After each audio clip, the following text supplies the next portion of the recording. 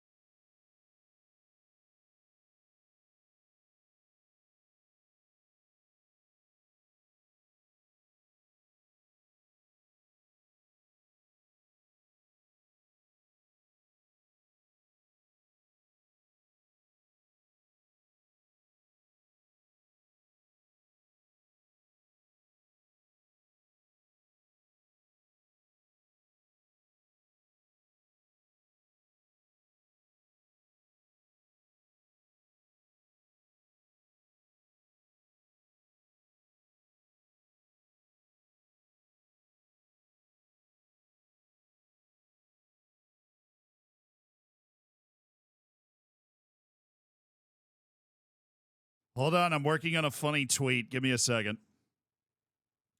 I'm working on a funny tweet.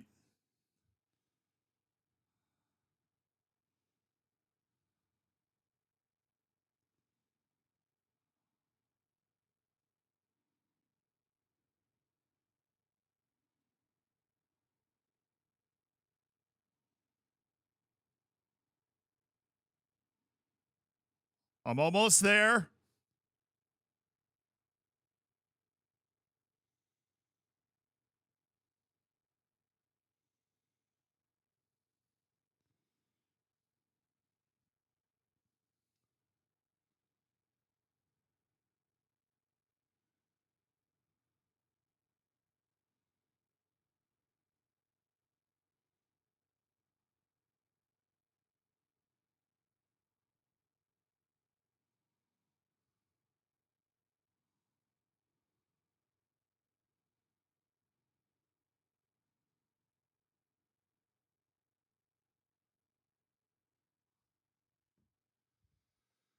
All right.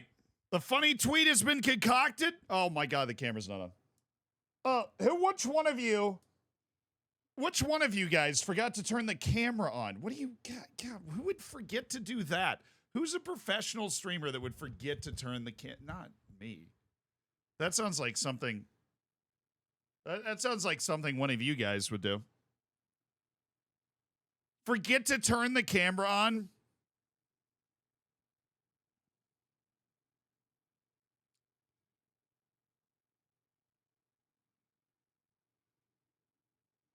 Hold on, I'm going to tag.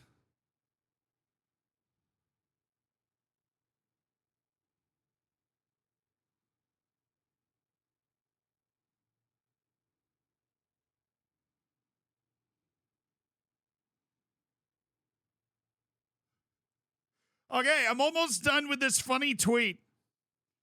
I'm trying to decide what I want it to say. I'm almost done with it. Uncanny, thank you for the 3 months. Very funny, Z. Thank you. Musco, thank you for the 14 months. I haven't even tweeted it yet. Reese, thank you for the 28 months. Top J Cat, thank you for the 28 months. You guys are like in sync. That's crazy. Cynics, thank you for the 32 months. Rising Stag, thank you for the 34 months. Prince, thank you for the 24 months. Thank you guys for supporting the stream. Jurgen to the U.S. national team. Nah, it doesn't sound like he's coaching anything.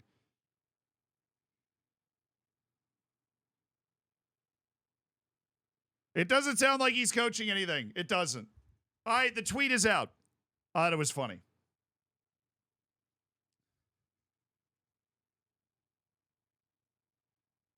All right.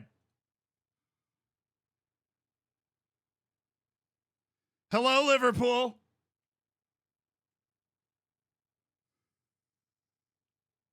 It took me so long. It took me so long to find this picture.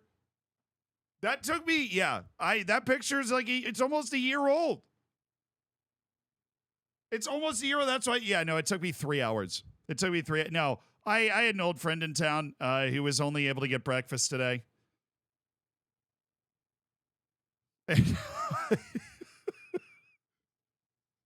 So that's why I was a couple hours late. But I figured, you shoot your shot, man. If Liverpool really wants to change direction, right? I started this save no, coaching experience, no badges, no playing experience, nothing. Oh, reacts to Klopp's interview win. Oh, don't worry, I have it up on another tab. I have Klopp's 2 minute. I haven't watched it. I saved it for hanging out with you guys. I saved the Klopp, like actual him sitting there talking. I saved it for you guys. So yes, if you are up to date, if you are on the schedule updates on Discord, you would have seen it this yesterday. You would have heard it on stream yesterday. You would have known that the stream is going to start 3 hours late today. I am sorry, but we are here now. I'm happy to be here. We've got Football Manager on deck. We've got the Journeyman, but of course the biggest piece of news, and I'm wearing my Everton jersey in solidarity with our main channel editor, Reese. The biggest news is that Jurgen Klopp has decided to step down at the end of the season. And I'm going to be entirely honest. It doesn't surprise me at all. And I'm surprised by people that are surprised.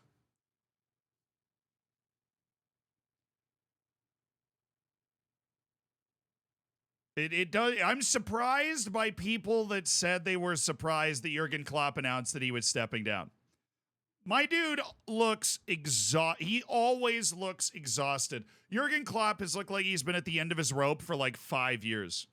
I'm not surprised, but it still sucks. Yeah, it's fair. I guess that's fair. He's the type, he clearly wears himself out in an unsustainable pace when he's managing at this level. Let the man rest. Also, somebody's like, well, you know, there was a big argument on Twitter about whether his legacy was like better than Arsene Wenger's. I would say I would put it on the same level. I think he is one of the top 5 most influential coaches in the Premier League era. I think that is an entirely fair statement to make. He's in that category. But I have not seen the video yet. We're going to watch in a second. Naberto, thank you for the 32 months. The Klopp, when asked about being sent to the stand, said, I'm a bit proud of my first red card as a coach. I approached the 4th official and said, how many mistakes are allowed here? If it's 15, you have one more. That's a baller way to get a red card. That reminds Novak Djokovic in tennis just last night. I had one of the best chirps to the referee I've ever heard. I don't know if you guys watched the tennis. I watched Novak Djokovic against Jannik Sinner in the Australian Open semifinal last night. And Djokovic, like somebody in the crowd was chirping him. And if you're the umpire in tennis, you're supposed to like either tell them to shut up or they're going to get kicked out. And the umpire didn't, like, Djokovic got chirped and the umpire didn't say anything. And Djokovic looks at the chair umpire and goes, you want me to get you a cup of tea? Because you're just sitting up there doing nothing. And I was like, shit.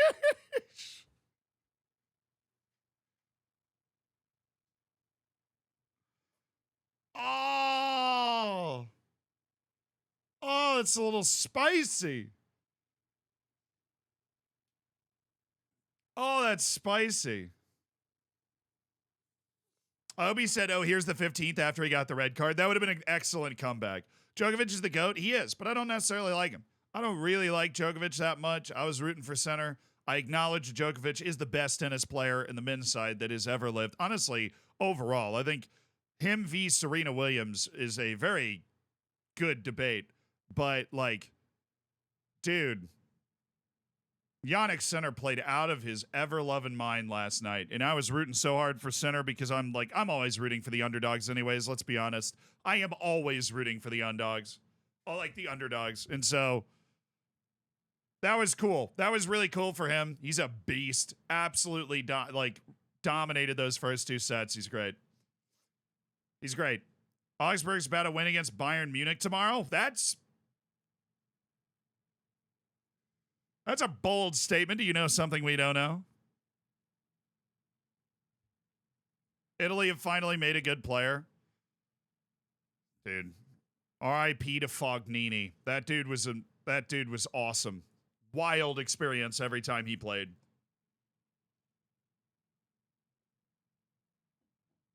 Djokovic is still amazing. Gotta love anyone who has a backbone and doesn't become a sheep. Dude, you need to, like, go outside, man. You need to, like, go, like, just, like, touch, like, put your hand in the grass and just rub it around in a circle. Take a big... breathe the air. Look at a mountain stream. Read a book.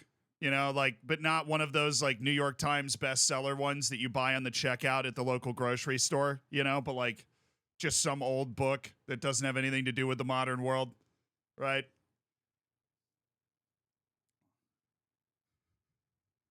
That's my unfiltered advice on that. Wake up, sheeple! Wake up! All of you!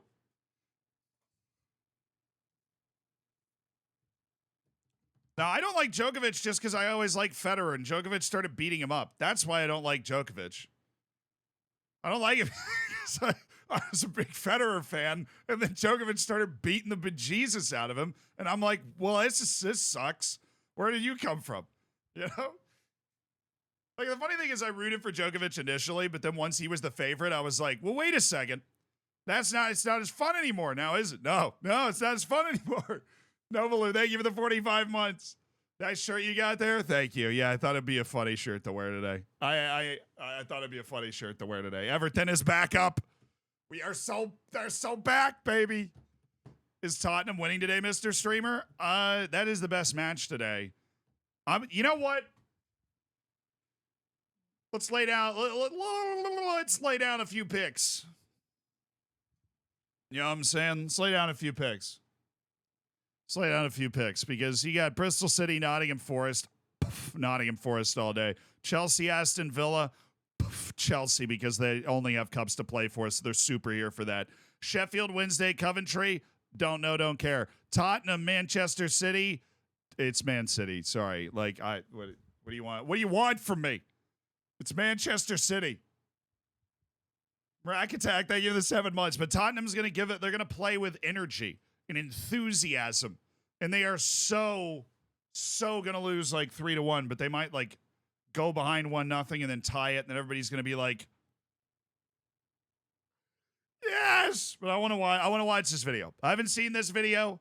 You might have. I want to watch it. All Jurgen Klopp. 2 minutes, and we will break this down. Well, Jurgen, we're here because you have an important message to deliver. What a weird way to do this, by the way. Like, what an awkward way to do this. I'll just say, before he finishes that incredibly long breath, 2 minutes is too long, right? This could have been an email. You know what I mean? Like, this could have been like 2 seconds of, I'm leaving at the end of the season. And then you have a press conference about it later. But doing like, I mean, this is like, we're already filming the documentary of Jurgen Klopp's Liverpool. You know, we got to wait a little bit. There's a 20-minute, oh my, there's a 20-minute version on YouTube. Yeah, I have to. I will leave the club at the end of the season. I can understand that it's a shock for a lot of people in this moment. It's not. Hear it the first time. It's not a shock. But obviously I can explain it, or at least try to explain it. Sorry, I'm turning it up. And I love absolutely everything about this club. I love everything about the city. I love everything about our supporters. I love the team. Love the stuff. Love everything. That I still take this decision probably will, or shows you that I'm convinced it's the one I have to take. It is that I'm, how can I say, that I'm running out of energy. I have no problem now. Obviously, I think I know it already for longer, that I will have to announce that at one point. But I'm absolutely fine now. But I know that I cannot do the job again and again and again and again. And after all the years we had together, and after all the time we spent together, and after all the things we went through together, the respect grew for you, the love grew for you, and the least thing I owe you is the truth. And that's the truth.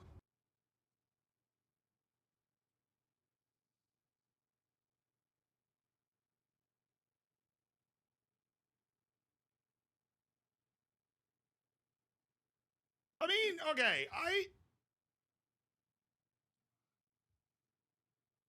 well, I'm not here to judge his reason for stepping away. Right? I'm not here to be like, well, he should keep managing. Like, if you want to step away, it's like you've already won. You know, like he's already. Is this a random I think this is very well considered. Because I read something this morning that, or not, I mean, this morning, that he basically come to this decision in November, which means this was a very coordinated, like, when are we going to do this? As for the logic of why they're doing it right now, I don't know. But this was very well coordinated. Phil already scored. Well, I mean, like, I picked Chelsea about 3 minutes ago, so that's pretty like, that checks out. But I'm not salty about this at all. I'm not surprised about it. I think he almost retired 2 years ago. I feel like he was going to leave Liverpool 2 years ago, and then he just got like harangued into signing another contract. But honestly, he just seems to have been worn out. Like, there's just certain people you're like, dude's just worn out.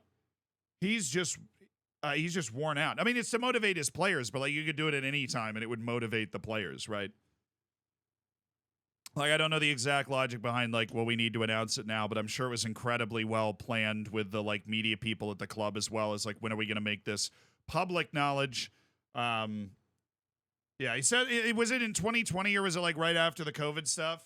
That he was like, yo, I thought he was about to leave a couple years ago, and every Liverpool fans were super worried about it, but then he signed a long contract with Liverpool, and that's, like, what it was. If you watch an interview, you can literally tell when it was based on how knackered he looks. Yeah, it's like, I don't know. You work, I mean, he's been in the sport his whole life.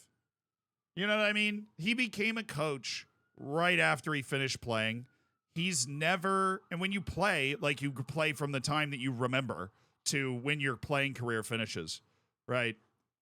He's been in the sport his entire life. And some people, like Pep Guardiola, right, just seem like they're able to handle it for longer because the way they approach things is different.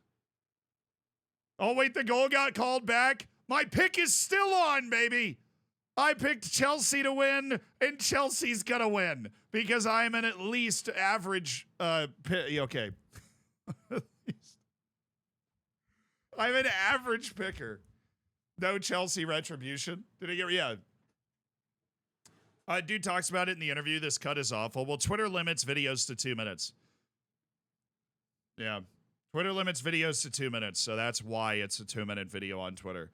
But I actually, now that I know it's like a 20-minute YouTube thing, I like the idea of sitting down and doing an interview. But calling it an interview is disingenuous. You probably want to just call it a statement because it's not like a journalist asking him questions. This is like some dude in the Liverpool media staff is like, hey, how do you feel, like, what's going on? Hey, man. You know. It would have been fun to sit down, you know, get, like, across the table from Piers Morgan and just be like, yeah, I'm leaving. There's a full interview transcript. It's V-Good stuff. Yeah, I might read that at some point. I'd throw the interview on in the background, but, like, it really is just a 20-minute statement from Jurgen Klopp, which is cool. I'm cool with that, right? I'm cool with that. I'm cool with his reasons for doing it. You've been doing certain people. I've talked about this. Certain people, coaches and players, succeed a ton, but the way that they're able to accomplish that succeeding is incredibly draining for them. Like, the way they're able to accomplish that success is incredibly draining for them.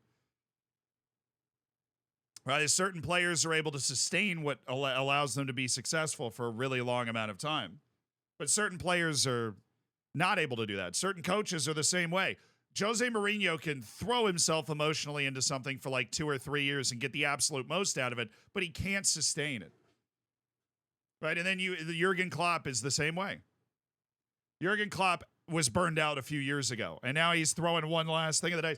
And I know if you haven't kept up with this as much as I was keeping up with this morning while I was at brunch with this friend that had come into town, Urban Meyer's a good example. Yeah, Urban Meyer's a very good example. Burns himself out. In terms of American football coaches. But one, he said that he's probably never going to manage again. I don't know how true that is because he might be one of those people that, you know, he gets into everyday life and maybe he becomes a pundit or something. And he's like, I'm bored, you know. But he said he's not going to get into management. He said he's not going to manage anybody next year. And he said he's not going to manage ever any English team that's not Liverpool, which I respect the hell out of that. I wish more coaches would do that. I wish more coaches would do that. Like, really, I wish more coaches would be that emotionally invested in it, right? You know, and I've no issue with Jose Mourinho being like, I'm going to manage literally every club on the planet at some point. But, or like Pochettino going from Tottenham and then just popping up at Chelsea, like, interesting, you know. But for Jurgen Klopp to just come out and say, like, I'm not managing any other English club. If I ever managed an English club again, it'd be Liverpool again. I'm probably not going to manage any club ever, though. I get it. He's probably doing it the right way. He's probably doing it the right way. Because how old is Jurgen Klopp? Like, 50-something? Yeah, he's 56? Cool. Yeah, go live your life, King. Go sit on a beach in the Cayman Islands and live your life. You've accomplished more than most people accomplish in 10 lifetimes, right? Like, go, you know. You brought happiness to millions of people. You won Liverpool, the league, for the first time in like 2 millennia. You won the Champions League. You made a couple Champions League finals. You were a part of an incredible duopoly period between Liverpool and Manchester City. Like, he accomplished a lot. Yeah. And he should coach Germany after we flop the Euros. I think that's why he said, I'm not going to coach a club and I'm not going to coach a national team next year. Said that. As for replacements, I vote for Xabi Alonso. I vote he makes too much sense. We're talking about a guy that was integral to Liverpool's history who just happens to be almost inarguably the best young coach in the world. Do you guys realize how good Bayer Leverkusen's been this year? Like, how good Bayer Leverkusen was the last team in the top 5 leagues to not have lost a match. Bayer Leverkusen. And the coach happens to be a guy who's intimately familiar with Liverpool. Am I going to apply? I mean, I put my application in on Twitter, you know. I floated my application in on Twitter. I mean, retweets appreciated. See you. Look, all we want to do, it's like Football Manager. All I want to do is make the interview round. I want Liverpool to fly me over, and you see a picture of me like walking in a trench coat to go to a meeting. Me and Xabi Alonso sitting there. I'm like, it's that video of like 5 Navy SEALs and a dude in a clown suit. It's like me, Jose Mourinho, Xabi Alonso. Gerrard's hanging out somewhere in the back, trying out the scones.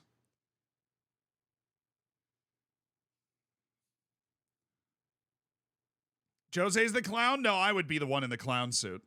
Come on. Zinedine Zidane would actually be very interesting. But my vote, I'm not like a Liverpool fan, but my vote would be Xabi Alonso. He makes the most sense.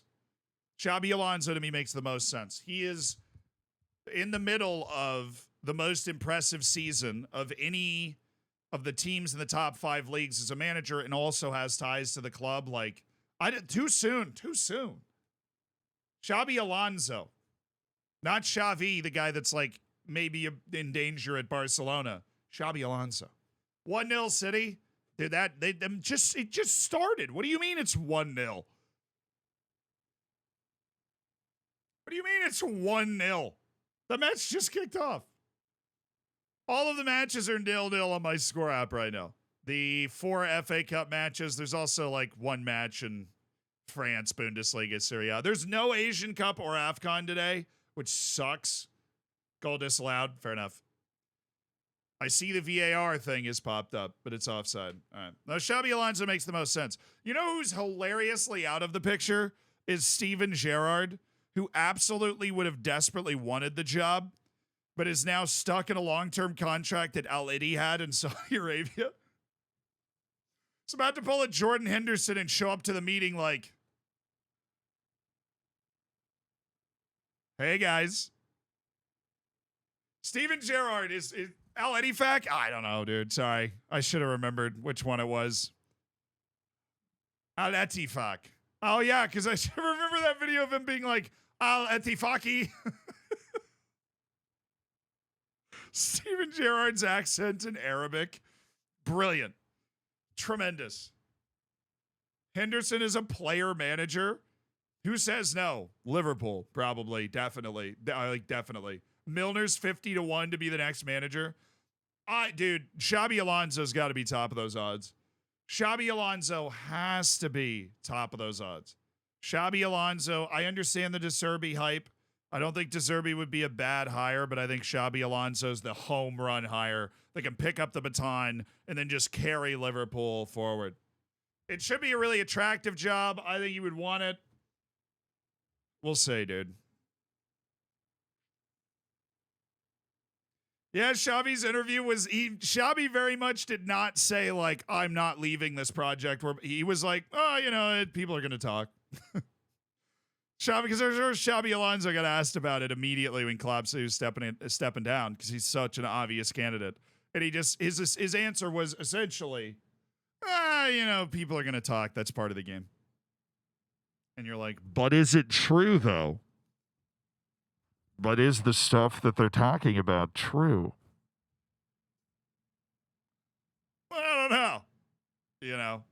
So it's Alonso, De Zerbi, and administration.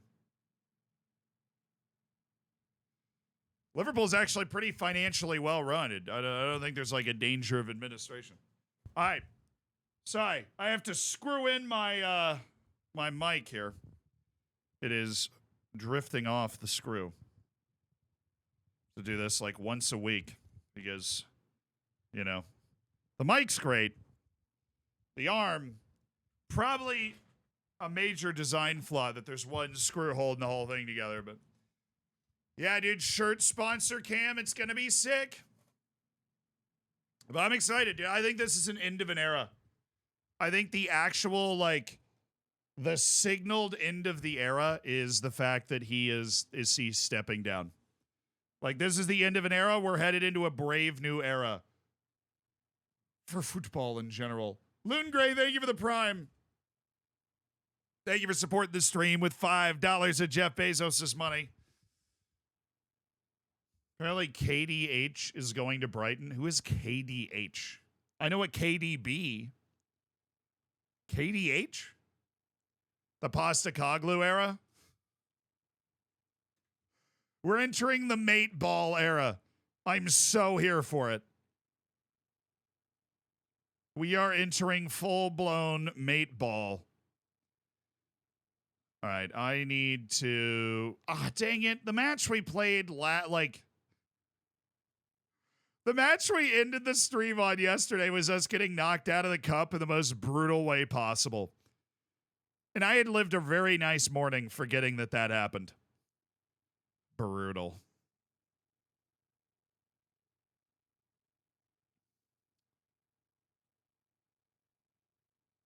All right, Martine, you drop. I need Gasson. We have quite the bench, don't we?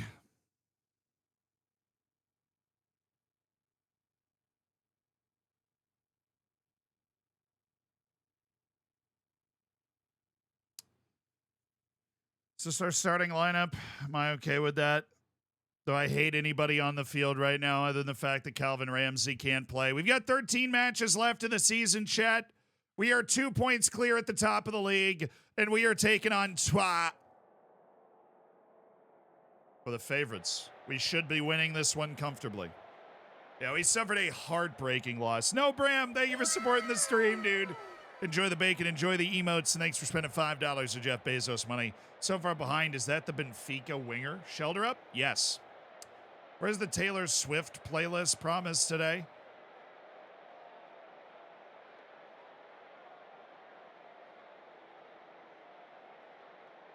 It's just Travis Kelce highlights, actually. Shirtless Jason Kelce standing in a window. Can't wait for her next album. Just about a bunch of crazy middle America men that she's decided to hang out with now.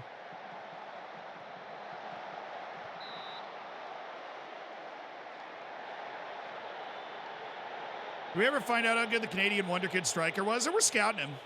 We've got a nice little scouting run on him. So, I mean, it's like in progress. He doesn't look we checked on him because the first scouting report came back. He's very pacey with great finishing, but he doesn't really have anything else to his game.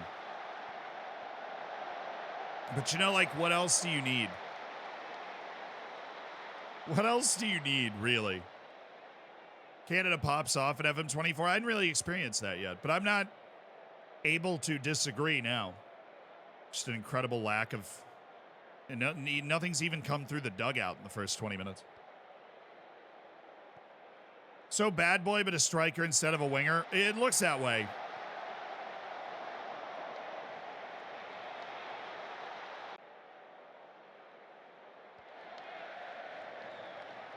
Yeah!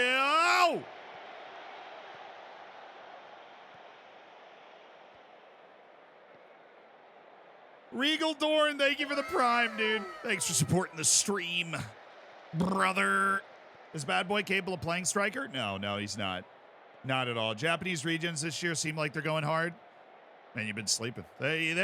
South Korea and Japan always have a couple good wonder kids in every save you got going. There's always a couple guys that come flying out of those leagues and just become, like, you know, integral parts of the top couple clubs in the world.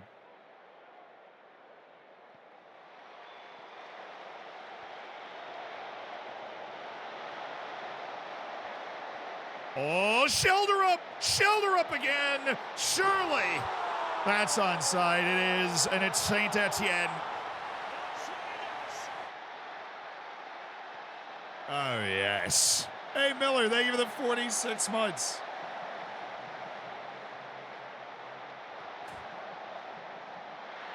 I appreciate your monthly chat.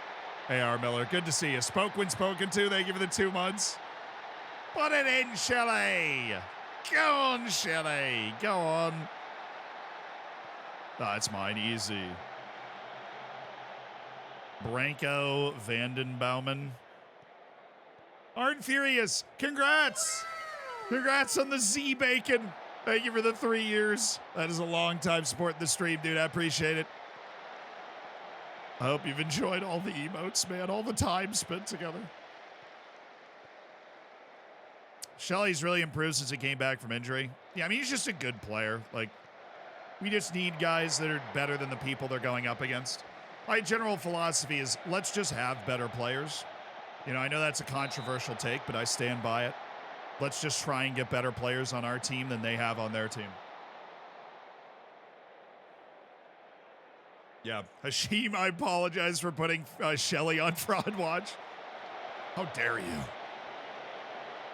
Luca Dean, McAfee, Branko Vandenbouwen. Okay.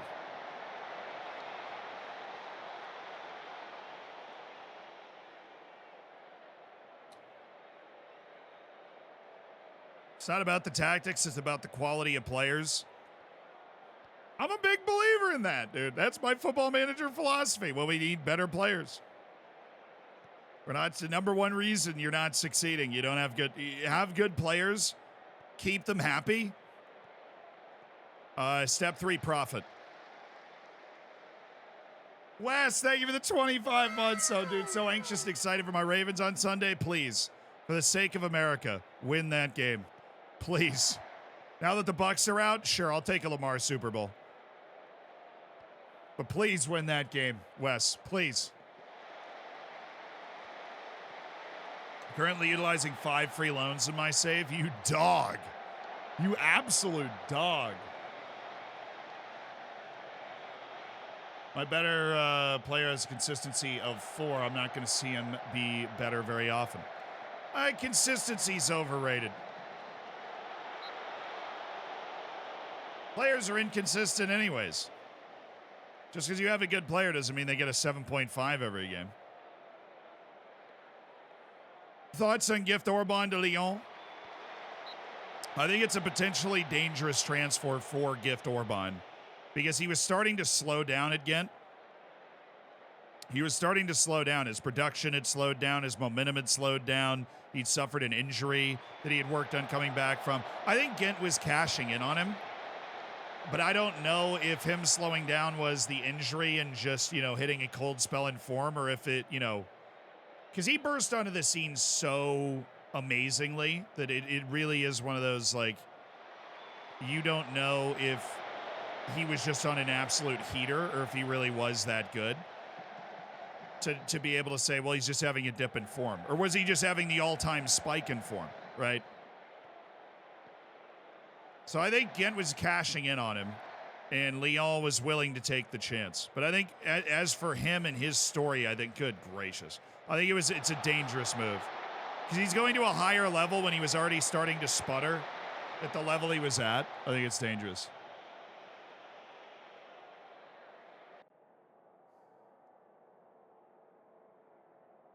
Find another gear and take charge of the match. It is only 1-0.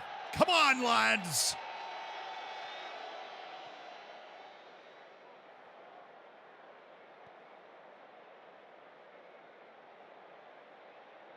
Oh, Mets already played and they lost. We win this match. We're 5 points clear with 11 to play. Saint Etienne supremacy.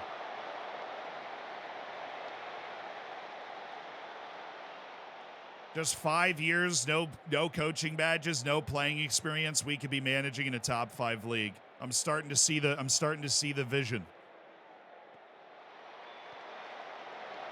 Bro, I'm watching Zealand and New Zealand. It's like Zealandception. Congratulations.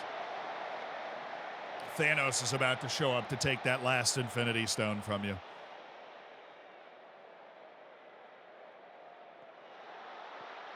I can't go a season without a trophy. Dude, I mean, we have won at least one trophy every year. Which is actually crazy. 5 years of management, starting with no playing experience, no coaching, or playing experience, no coaching badges. All 5 years, if we can win the league this year, we will have won at least one trophy. We won 9 in 2 years with Orlando. We're not playing particularly well right now. So we should probably do something about that if I had the choice.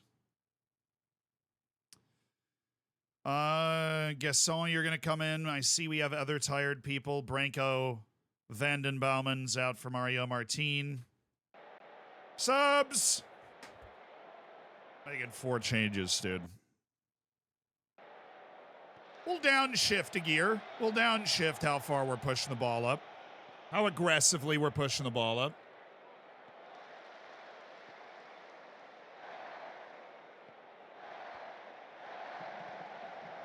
Does it stay at St. Etienne? I mean, we still won't have a Continental Pro next year.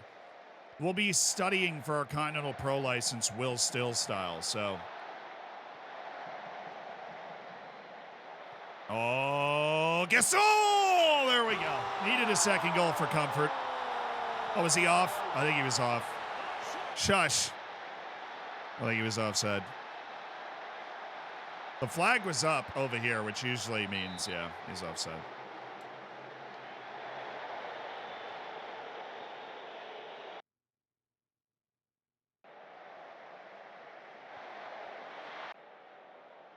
We didn't win the Be the Coach challenge in our second season of Orlando Pirates, yes. But we did win 5 other trophies that year.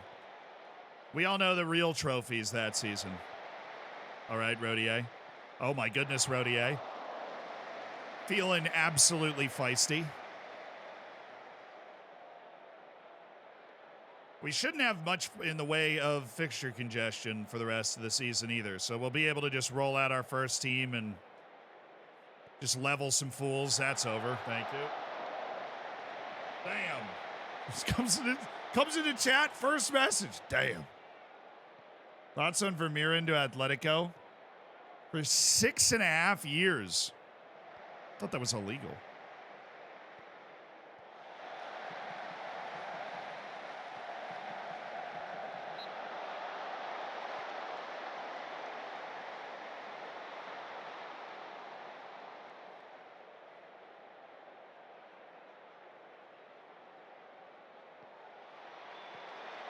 Get the ball out. Come on.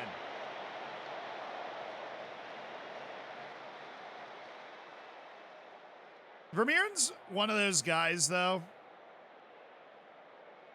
Like, I only really know him from FMs. Like, I wasn't... Come on, no! What is Stefan doing, too? He's, like, halfway out. He's halfway on the way to freaking nowhere, dude. Rual can't play anywhere. We've covered this. But Lima can actually play a little fullback, if I remember right. Yeah. He has just a little fullback in his system. Alrighty, kids. Let's just get through these last couple of minutes without everything going haywire on us. Does that sound okay? That sound acceptable to you guys? Okay.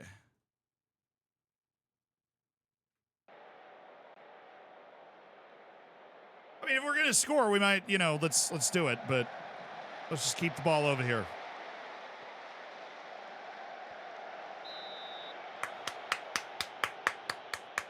No, Vermeeren's like, I had watched him play at Royal Antwerp. All I know about him is what I know, like, from Football Manager. So I'm surprised they're legally allowed to give him a 6.5-year contract, if that's what you were saying was happening.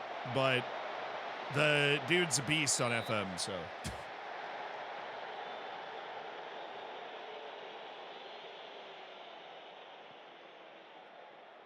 Oh, amortization is limited to 5 years. Oh, I actually crucially misunderstood what they had done. That makes total sense. So you can only amortize the transfer over a 5-year period, but you can give them longer contracts. Now you guys understand this with me? Was I the only idiot that misunderstood the way that rule was being applied? So the contracts can still be longer. You can just factor that contract into your budget over, you can factor the impact of the transfer into your budget over a 5-year period. Ah, nice. I learned something today. Great news, dude. He's doing a reverse Ohtani. Well, I mean, there's no rule against deferring the payment in baseball, but I'm imagining they are going to get rid of that after Shohei Ohtani deferred 650, or what was it? He deferred $680 million. And you're like, well, that just feels illegal. That feels like something the mob would be doing. I don't know how, but it just does.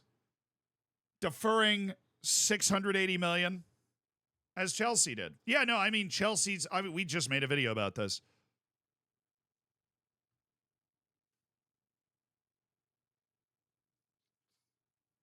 That does sound, why'd he do that? Because that allows them to spend more money. There's the equivalent of the FFP in baseball as well. So deferring that payment until after his contract is over means that they're able to get more players in now that are good, basically.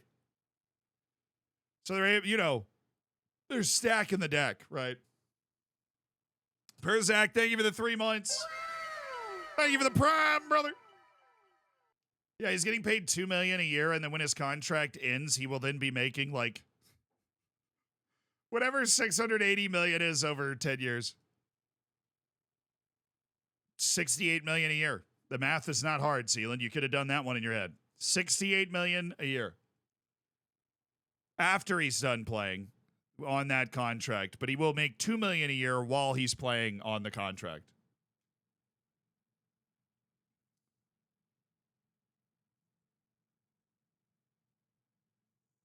Did I just ask what? Yeah, well, I know I didn't ask. I said whatever it is, and then I told you the answer. Obviously.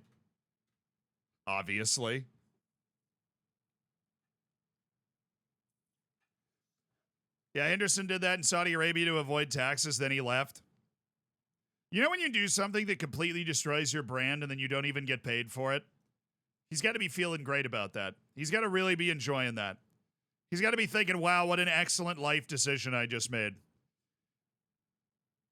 He had a nearly unimpeachable image too. The image of Jordan Henderson is the glue guy, the captain, right? For not only just Liverpool, but also getting into the England team constantly. He just took that and just wrapped it up in a ball and was like, yeet! And didn't even get paid for it.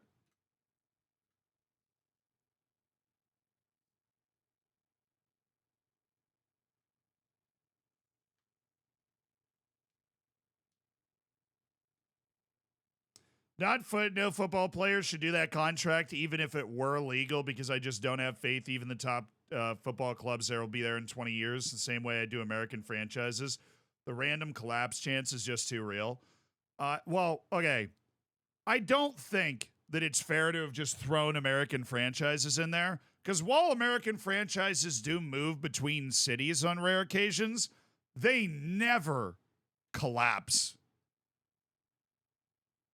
They don't. It happened right at the beginning of MLS, but that was MLS. There's no instance of the New England Patriots all of a sudden run out of money and get, banished from play. They don't go into administration. The salary cap and stuff means that all of the teams in the U.S. franchise system are all very financially healthy. They're all very healthy. No, they don't collapse. They move, dude. What do you you're talking about the Atlanta hockey team?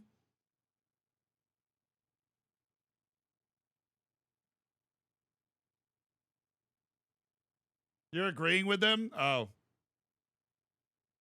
What did I misread about that? No, I said I just don't have faith even the top football clubs will be here in 20 years in the same way as I do American franchises. Oh, yeah. Wow. Good gracious. Guess it's Friday. Dude said the exact thing that I was saying. That, like, you can trust American franchises are still going to be there, but the random collapse chance of, like, a club in Saudi Arabia is just too real. Yeah, no, I can't read, can't do math. All I do is coach, man. Can't read, can't do math. I just coach. What language do I speak? Ball. I speak ball. Hell yeah. Little bad boy. Welcome to the team. He's back up there. We're gonna spot a Mamadou Sane start at right back. Where's Ramsey?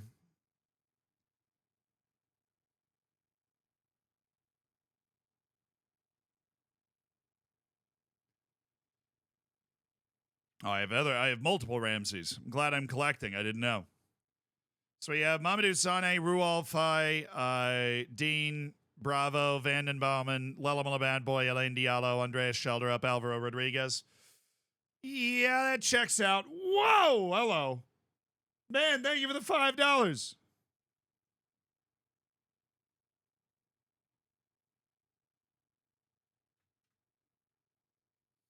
Thank you for the $5, Ben. That's the best version of events, yes. That him coming out with this, coming out with it before the end of the season strategically to try and spur a run on from the team to be like, hey, this is our last run with this, you know, with this crew. Let's go make the most of it. Let's go win, you know. I fixed the new again issue, just put R-Dash in front of every person. No, Money, the issue's been fixed. I just haven't learned how they fixed it so that I can apply it myself.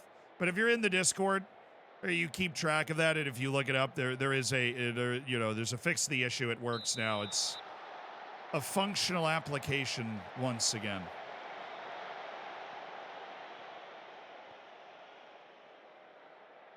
Is there a reason? Is that the question?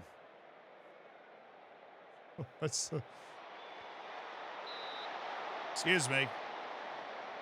Is there a reason we're not using Nugan? Yeah.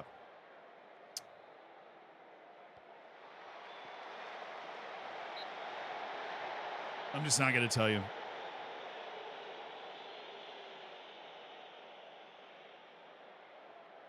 No, I have to update the app, apparently. We pushed an update to the app, and so I just have to download the new version that I'm in the group message for the solving problems with Nugan. I am.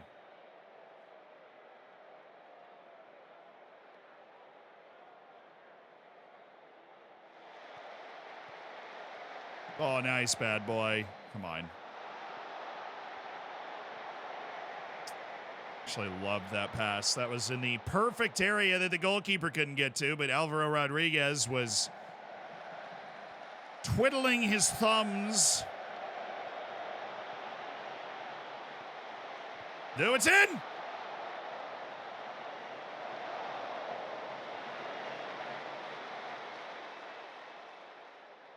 How's this fair? We're playing 2 matches since Mets played their last one. I wonder I'm missing 1 or 2 guys because they're freaking tired. Schedule's rigged.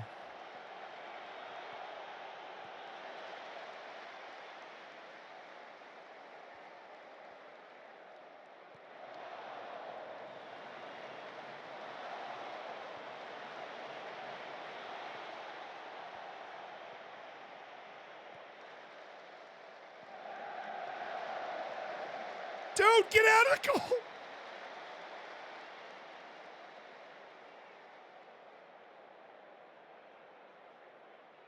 I was waiting for that whistle any second. Like, oh, he's over the line. Get out of the freaking goal, dude. Stefan, move. Move.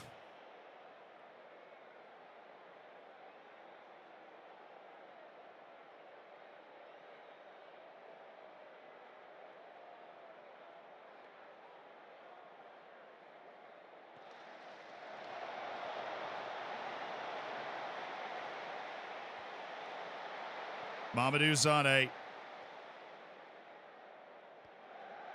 Bravo. It's still Bravo. He's afraid of the goal, clearly. Diallo isn't. And right before the half, we have the goal.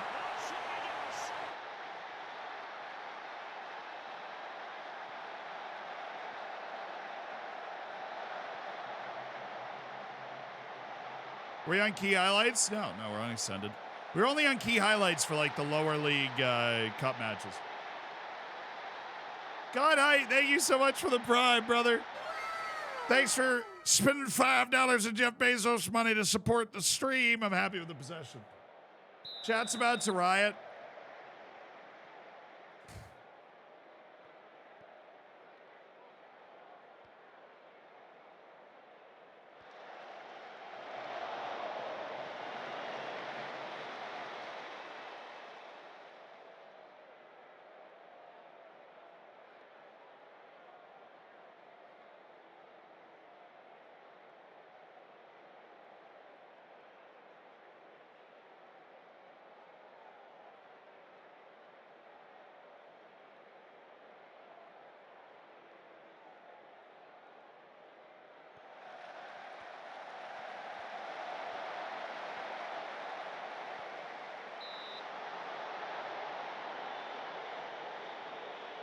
Chad, I can't do it during the match. All right.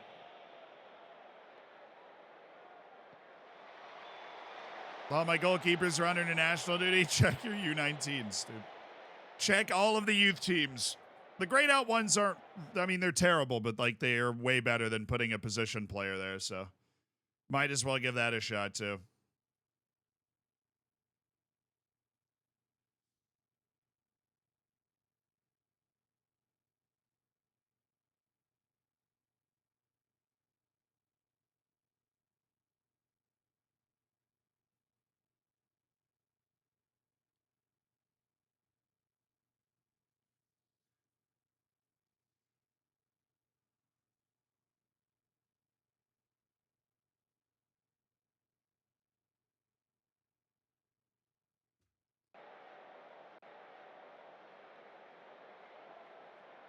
All right, changes in. R.I.P. Liverpool. No, my guess is they'll be fine. I just think you lose when you lose the winning coach, you lose that bit of that winning edge. When you lose the winning coach, you lose a bit of the winning edge.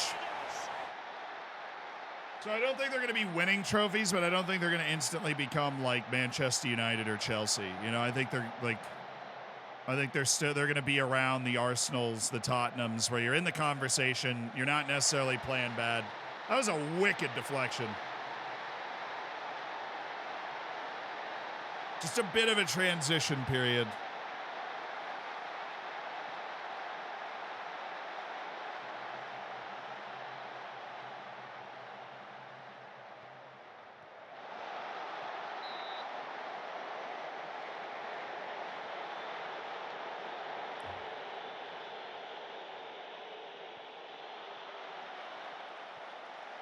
United without the Glazers will save them. I don't think the Glazers were as big of a problem as Manchester United fans make them out to be.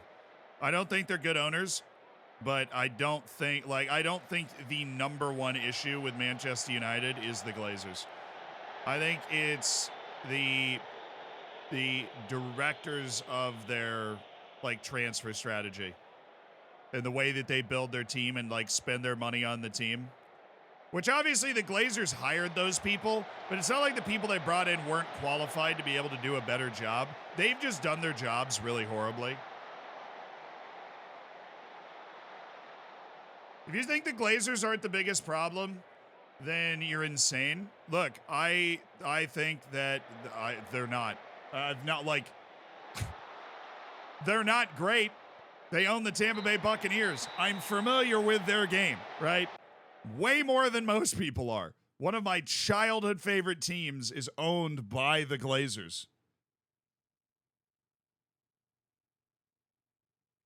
But the number one like accountable room is the room of the administrators that are actually doing the transfer business at the club. They're just not good because they're given more resources than like basically any club of the world. I mean, it's like Newcastle, Manchester City, PSG, you know, Manchester United. Like, literally. I don't even think Real Madrid can spend at that level anymore. But they, like, the people that have fumbled the unbelievable bag they had to spend at Manchester United are the people that are the most to blame. Sure, if you had an owner come in, like a Daniel Levy or something, you'd probably be way better off. But, wow, that's a very good young player. Right there. Okay, let's go download the new again.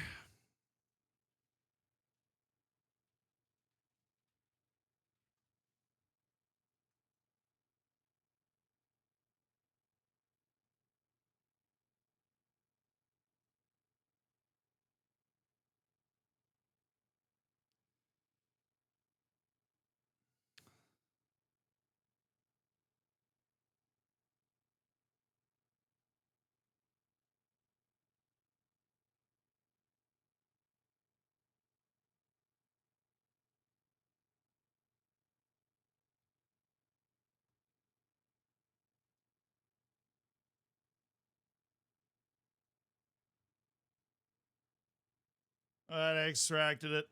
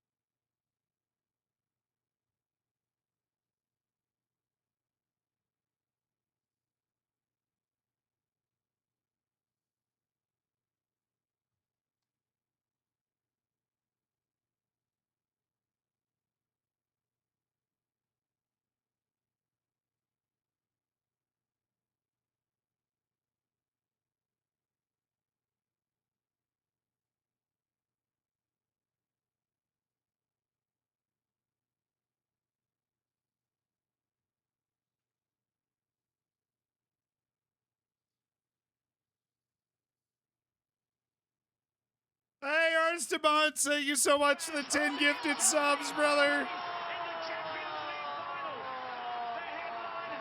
Thank you for making 10 people's days and supporting the stream with kindness. If you got the ad-free experience courtesy of Aristidebansu, be sure to say thank you.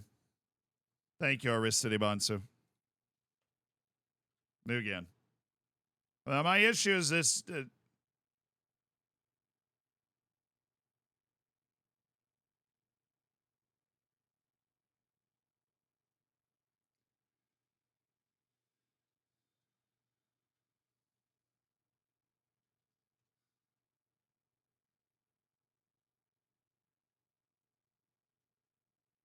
So I think this is the right version.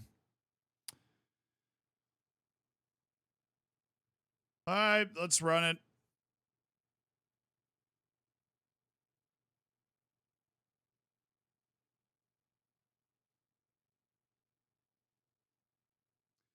Open the editor, show all players and player search.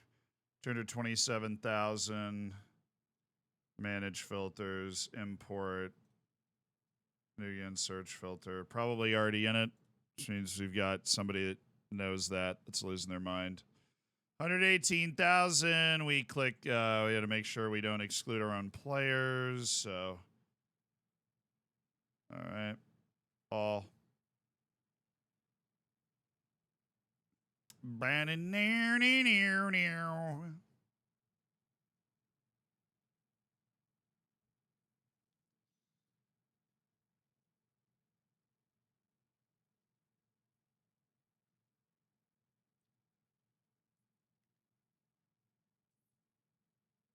So I said administrator and avoid replacing faces with the preserve option.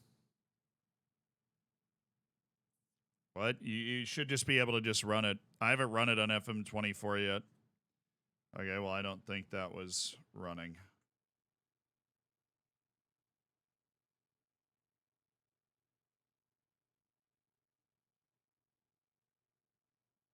No, it's just a new version of Nugan because they changed the way they coded like new gens on FM24. So if you want it to work, you have to download the new version and then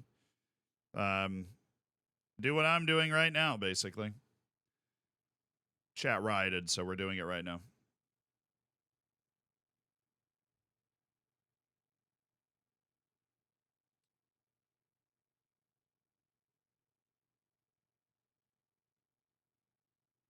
Previous faces generated by Nugan, I mean. So what do you want? What do you want me to do? So I don't want to mess anything up. So I'm going to close it. I'll run as administrator. Meanwhile, I cannot get this to select all. I don't know what's going on. Control A.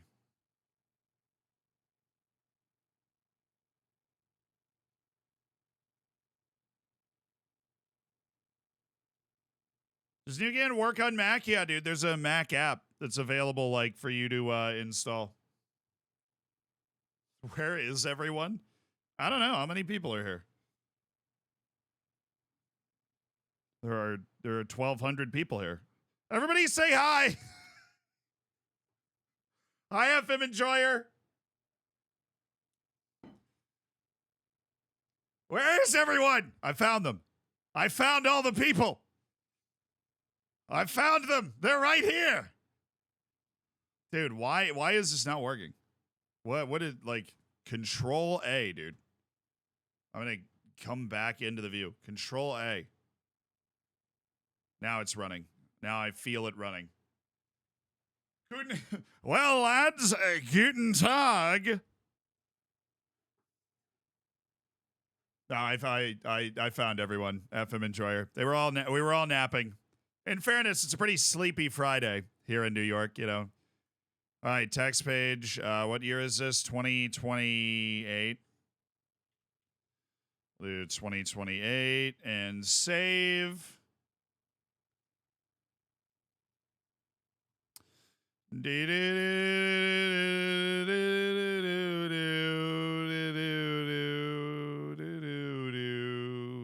Create a profile. Journeyman.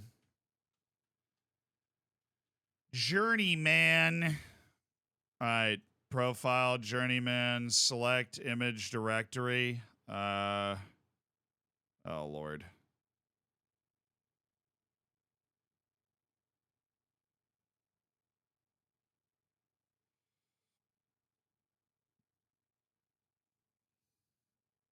And Sports Interactive, FM24, graphics, faces.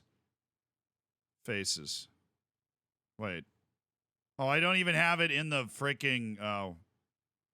Well, that's stupid. I don't even have it in the, so I have to go to FM23, copy it. I have to copy Nugan over to here. I don't have, because we haven't done it yet. Easy paste right here. Absolutely electric paste to get Nugan over. We don't have the face directory, but in the meantime, we can find the football manager. The RTF file should be right there. So we have the RTF file. And then you want, I mean, I think it's generate, right?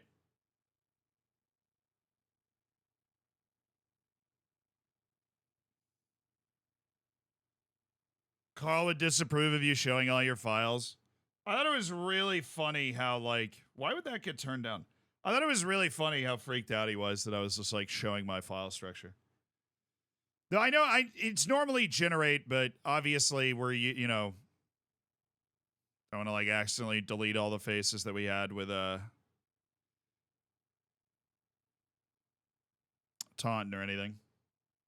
Not generate, preserve. No, we have not used it on FM24, which means it's generate.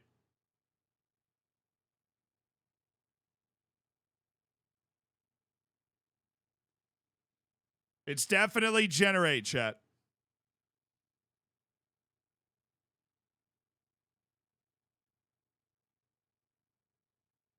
Considering how many stalkers Mr. Beast and the crew has, I get it. Yeah, I mean, I think if he went through his filing system on stream, it would be much more highly criticized than mine. But I also don't have any like weird stuff in my file. Like, I don't, I'm not saying Carl does. I'm just saying that he's definitely been conditioned and used to people like, analyzing every inch of his screen every second. Where I'm over here just like,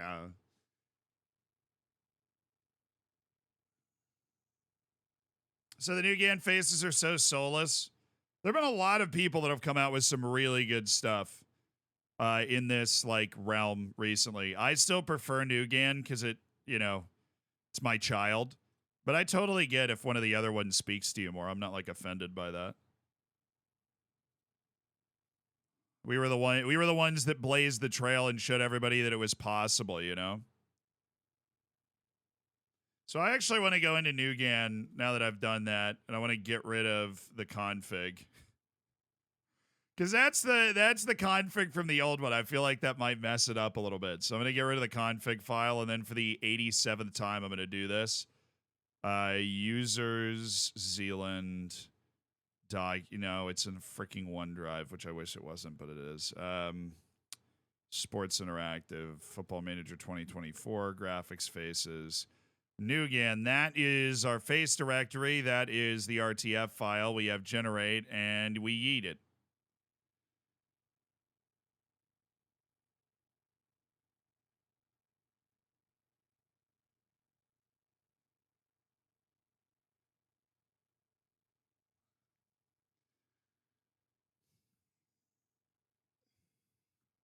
That means it's working. When it breaks. There's a new config file. New GAN's working when it breaks for a second, and then it's like, we're all good, homie. You're like, yep.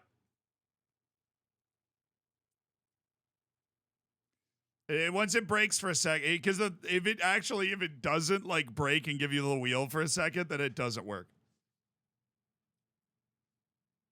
Not able to watch streams anymore. Here's there's another way to support you. Belly button cheeses.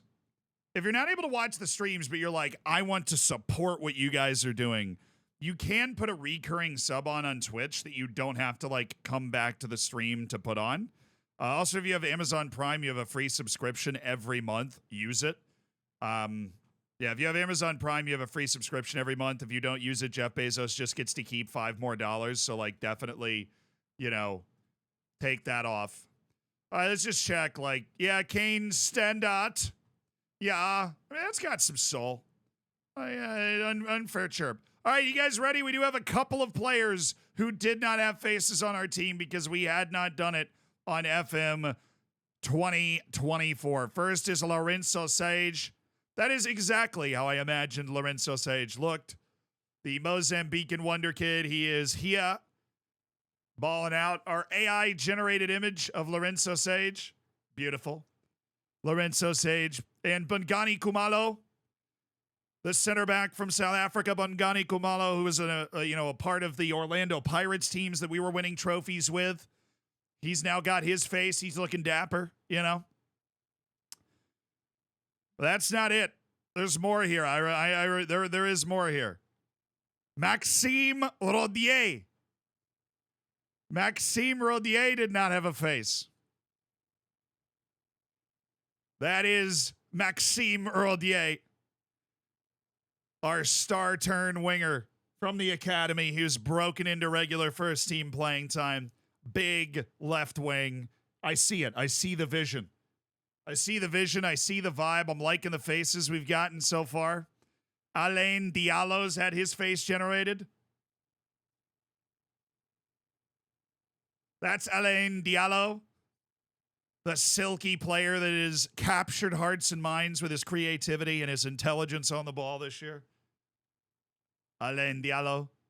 From our other academy player, club grown star Alain Diallo. And then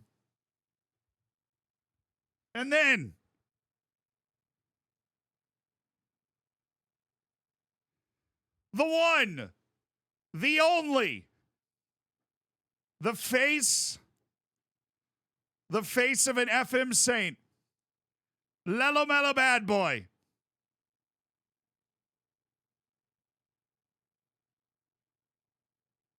All right.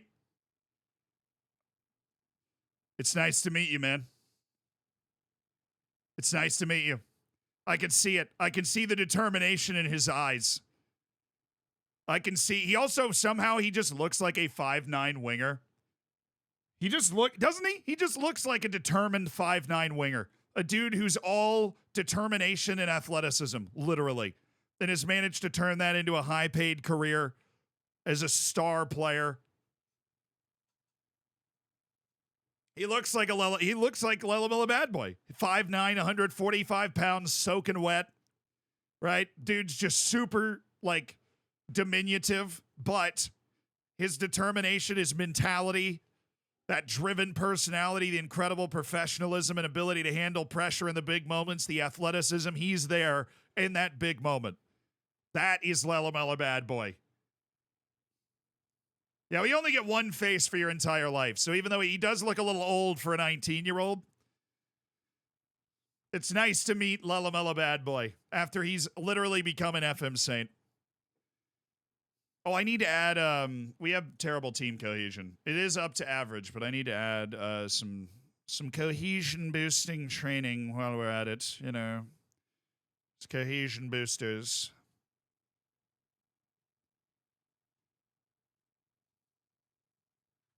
There we go. Now we're cooking. How's Ivan Alves? Oh, true. We should go look at Ivan Alves. What does Ivan Alves look like?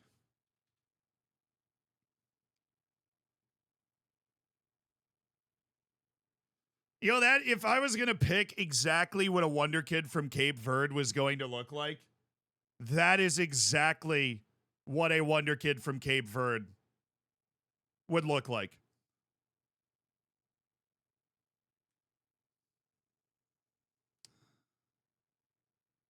Danger Mix, thank you for the prime. And thank you again. Soggy Scrotum, thank you for the prime. Nice. Choke, thank you for the 31 months. Closing on the Z-Bacon. Why can't you play soccer with pigs? They hog the ball.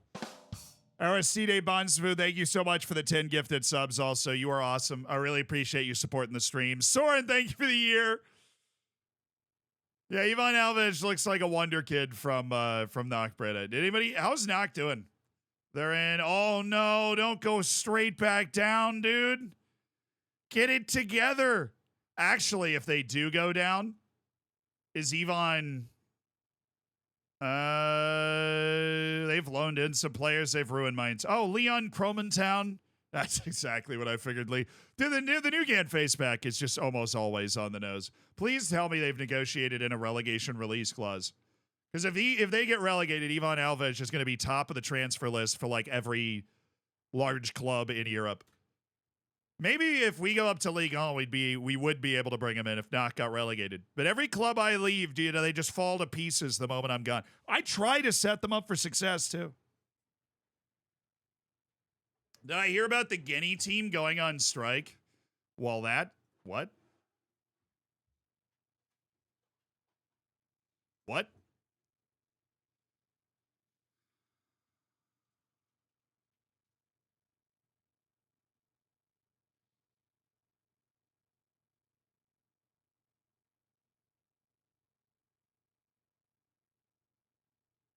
So this is balalaika.news from Russia. Well, I just got a virus.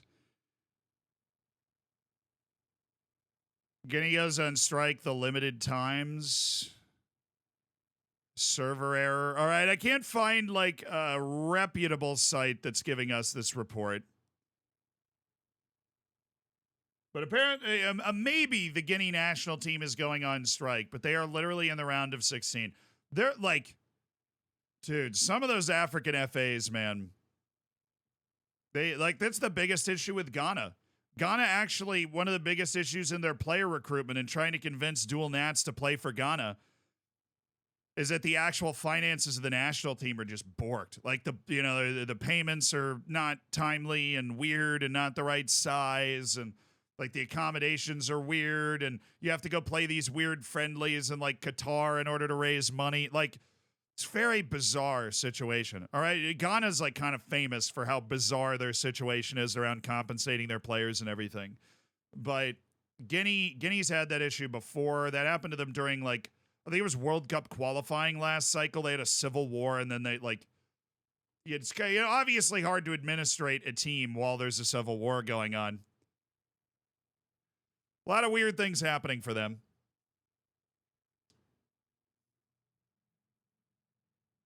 What a strange way of saying corrupt. I mean, I don't like throwing that word around. I think that there are certain FAs in Africa that are really messed up. But I also think people focus on that too much sometimes. Like, I think people focus on that too much sometimes because, like, oh, look at Africa. Isn't it messed up there? Like, that's just this super abused trope all the time. And it's like, no, it's not. AFCON, the officiating at AFCON has been fantastic this year. But, it's much more fun to just be like, oh, what a mess over there. Like, the Canadian FA just went bankrupt, by the way. You might have heard about that. That happened about 6 months ago. The Canadian FA just went bankrupt. So it's not just FAs in Africa that are, like, plagued. And I know you'd be like, well, oh, yeah, our FA is bad. It's like, no, the Canadian FA went bankrupt. How'd the Pirates do this year? We haven't looked at them in a while. I'll look. They're in third, but they did the first year after we left, after winning 9 trophies in 2 years, they finished 7th. But now they have returned to third. How's the Telcom? They have not won it since we left. The MTN, they obviously lost and have not won the MTN since we left. The Nedbank, they did not win it last year and are still in it this year after we win over Supersport. So they're back on the climb. They're in, oh, what a race. 3 teams within a point at the top of the league. Yeah, Kaiser Chiefs won the league last year, so the Soweto Derby looking ugly, but now Kaiser Chiefs are in 8th in South Africa, and it's us, Amazulu, and Mamelodi Sundowns. Glad they bounced back after 1 year, but dang, what an ugly first year. 0 trophies and a 7th place finish. Like, okay. Shame about the Leopards. Yeah, they got relegated, and it is very hard to get out of that South African second division. There is 1 spot automatic. You got to win the league. Knock is in 17th. We actually just looked at them right before you got here, I would imagine. Yeah, but FA's all over it messed up. I don't like piling on the trope of like, look at these African FAs that are messing up all over the place, because there's some really well-run ones too. Like Mauritania's FA is actually one of the great like comeback stories of all time. Dude took it over in 2011 and actually took the $10 million grant from FIFA and used it to build tremendous facilities for a national team that hadn't won a match in like, I don't know, a long time. A team that was outside the top 200 in the world at the time. And they developed a generation of players that now has them in the knockouts of the world at AFCON. Like, that's just so cool. And I would say Mauritania's FA is probably one of the best run in the world. So it's not like Africa's all of this chaos all the time. Which is why, if you're like, that's a funny way of saying corruption, is like Ghana's FA a little corrupt? Absolutely. Yeah, they're lining their pockets off that for sure. Based off everything I've read about it, I would 100% think that's what was going on. But Guinea is also, if Guinea's on strike, that's not a surprise. Guinea's FA has been a problem for a while. Their FA has been an issue, a noted issue for a while. Pants, thank you for the 17 months. Can't believe Berhalter's still the U.S. coach. I hate the U.S. FA. We could be doing so much better. I agree. Yeah.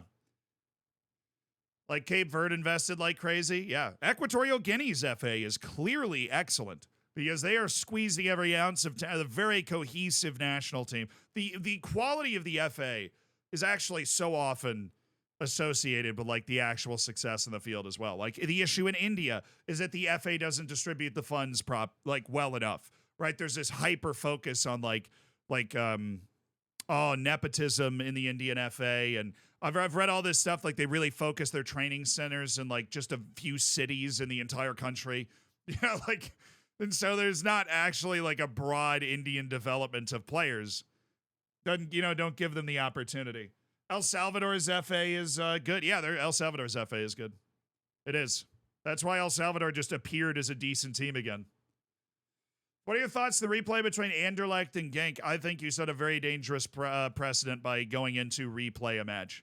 I know nothing about it. I know nothing about the incident. I know nothing about the lawsuit. I'm just talking about the precedent. I think you set an incredibly dangerous precedent if you do that. We're going to put Seydou Touré in the team.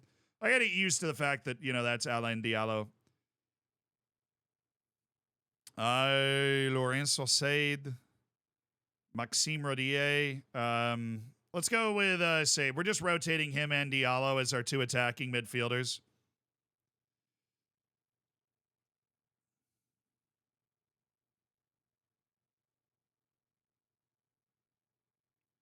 I might just ice FCON out at this point. If we still not paid that bonus? No, we've already paid that bonus. The 2.1 million's already gone. I thought we had, but yeah, okay, if it's already gone, then sure. Then sure. Can we invest in our junior coaching? We already invested in our youth recruitment, and we look set to go back up. So I would really love to invest in that. Where's Scales? I want to switch out our defense. Nuno Lima also should be very soon. 12 days. All right, so he should be... I'm going to play him... Is it this match or the next match?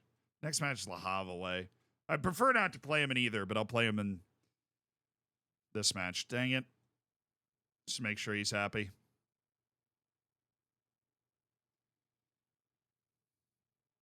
We're all rotated out of the team today. Rodier, Bakirolu, Martin, Zane, Scales. I actually love our bench. We have so much versatility in our bench. Laval's 5th in the league. But we're just on a roll. We are on an absolute roll, and I hope we just keep rolling. We're filling the stands. We're a team that's bringing happiness to the people at Saint Etienne.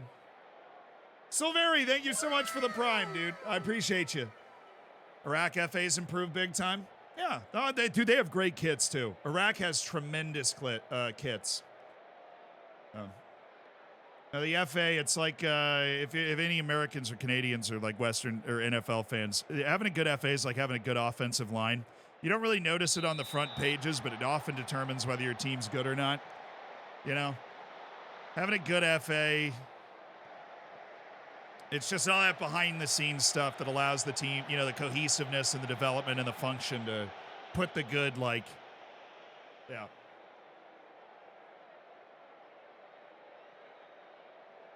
Freudian slip, what did I say?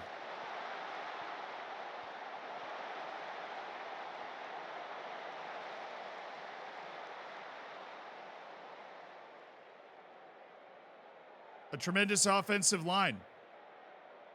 Like in NFL, that's what I said.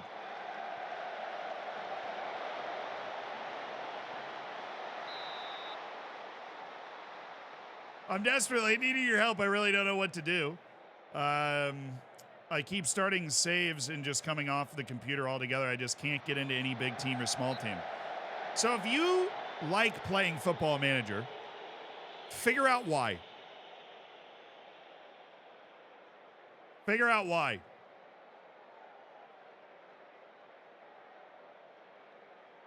If you like playing Football Manager, figure out why. And then once you have thought on that for a second, figure out a save that allows you to do that. If you like playing in an alternate universe with New Gens, simulate a database 20 years into the future, then start playing. Then make a manager and start playing. If you like youth development and growing one club, then find, a club and set yourself like a nice youth development challenge. That dude was offside, whatever.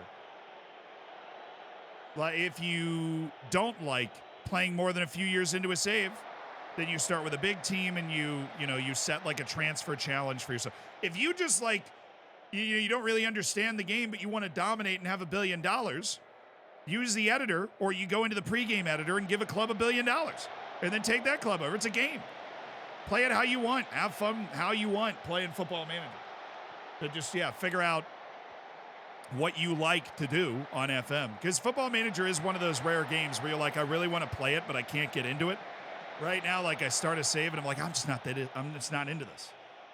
You gotta find what you actually like about it. That just means you're forcing yourself to do stuff in the game that you don't like. But I also always say the first season's the worst. The first season in any football manager save is the worst. And once you get out of that first season, then more of the team is yours, more of the concept is yours. You're more like the story is developing at that point. Yeah, set yourself a challenge, exactly. Like my challenge in this save, right? We're trying to get to the top of the game as fast as possible. Be like one of the best managers of all time as fast as possible.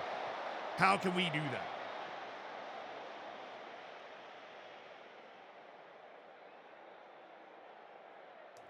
Yeah, your challenge is to turn Gibraltar into a powerhouse. And it's like, okay, that challenge is down.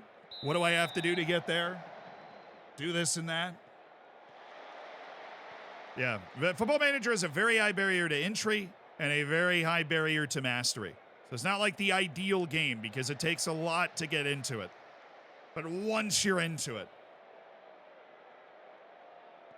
then it has a ton of depth because of how hard it is to get into, you know? Nice fan. Oh, good ball to Ramsey. Excellent run for the fullback. Brinkel Vandenbouwen. He didn't shoot it. I'm stunned. Ramsey driving in. Oh, baby, that would have been nice.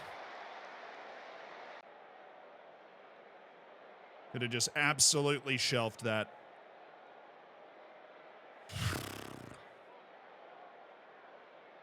Oh, we got some pretty tame match ratings out there right now. Lorenzo Sage, Evan Gasson. Actually, I'm going to let this run until 65. Love the mentality of the team. I'm going to put us in attacking and hit another shout, and when that shout is done, we'll make a wall of subs. But the really great mentality from the guys out there. So we'll see if that comes to something. I don't want to adjust it too early. Do your training stats improve when you get a better badge? Yes, they do. And the way you handle different player situations adjusts things like your discipline and your manager attributes as well. Yo, don't get crossed, Nuno. Good God.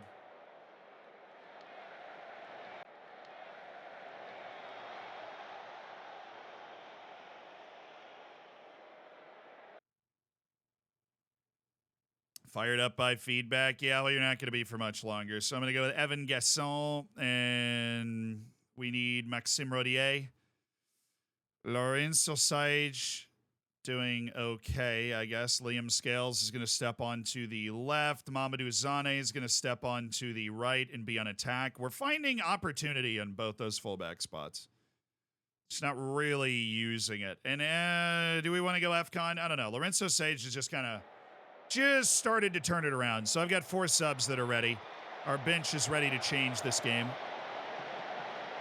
Yeah, it's a close game. They're playing well.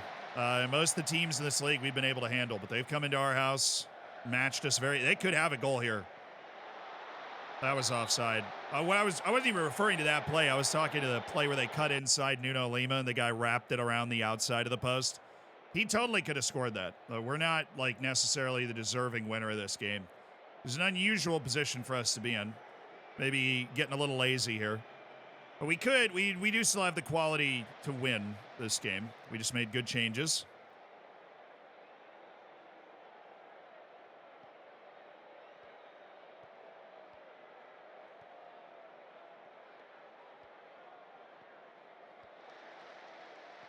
Oh, love that. Dude, where's the run from Mamadou Zane? Toure, go look at Zane, man. Oh, nice pass, though, to Rodier. I feel like he could have squared that, maybe. Just a little. How well's my Regista doing? It's been excellent on Vandenbouwen all year. Pops up in the box randomly. That was a nice chance. Now, the Regista's been on it for me. We're still just doing the Xerxes underneath the striker.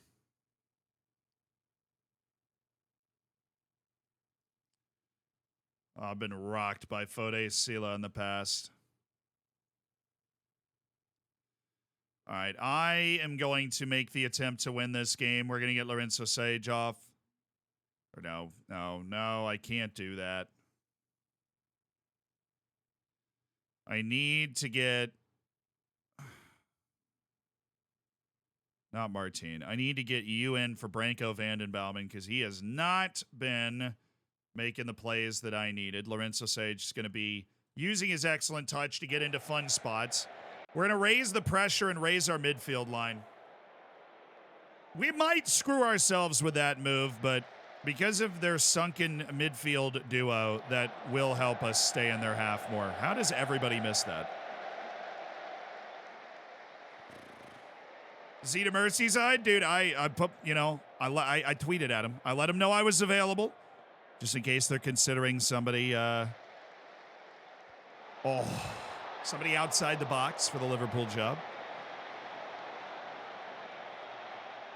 Configs for the camera. It's just sideline with the height all the way down.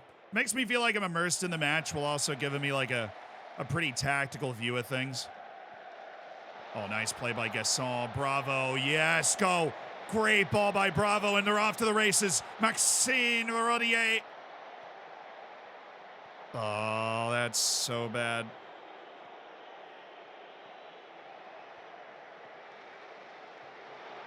Good gracious, Rodier. Really, what was that? We are getting carved like a Thanksgiving turkey here.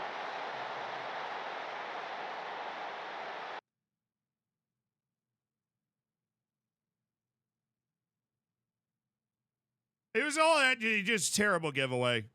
We're not in the position to be able to withstand that giveaway.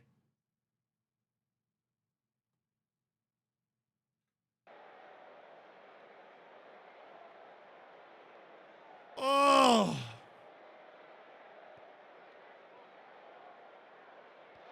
Yeah, like everybody over the course of this entire play through our team is just missing like who they're supposed to be able to like slow down. Just missed every tackle, every cutoff of every passing lane. And yeah, they were bound to score off that. That Karamoko Dembele.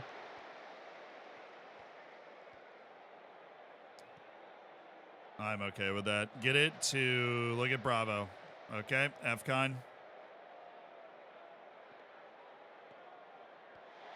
All right, now we've got the numbers where they need to be. Mamadou's, oh, that was sneaky ball there from Mamadou Sané. Another good ball from Sané. It's offside, really?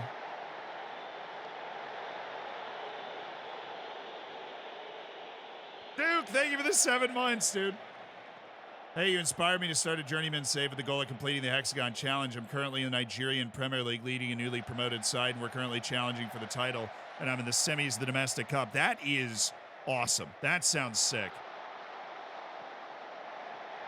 I've obviously never managed anywhere, and I don't usually play on databases, so I've never managed anywhere in Africa that's not, not South Africa, but the Nigerian Premier League sounds like the teams there and the quality of the players that I sign out of there sometimes. It sounds like a good spot to hang out, you know?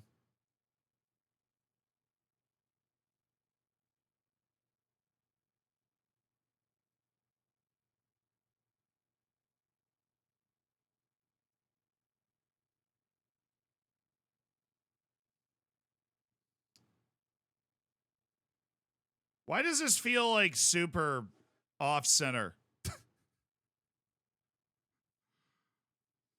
Why does it feel really off-center? Oh, whatever. That's the right spot, so send it.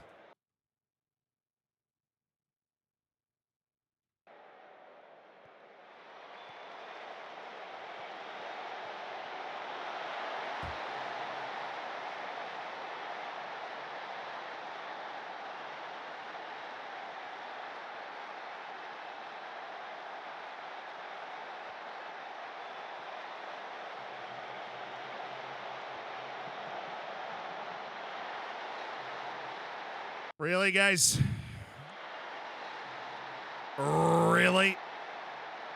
Dude's flying through the box, just hits a glancing header into the top drawer. All right. We need to score now if we're going to be able to get anything out of this game, so let's score now. He's offside, though, so, like, why? And he missed. It's like 0 for 2 in the Y department there.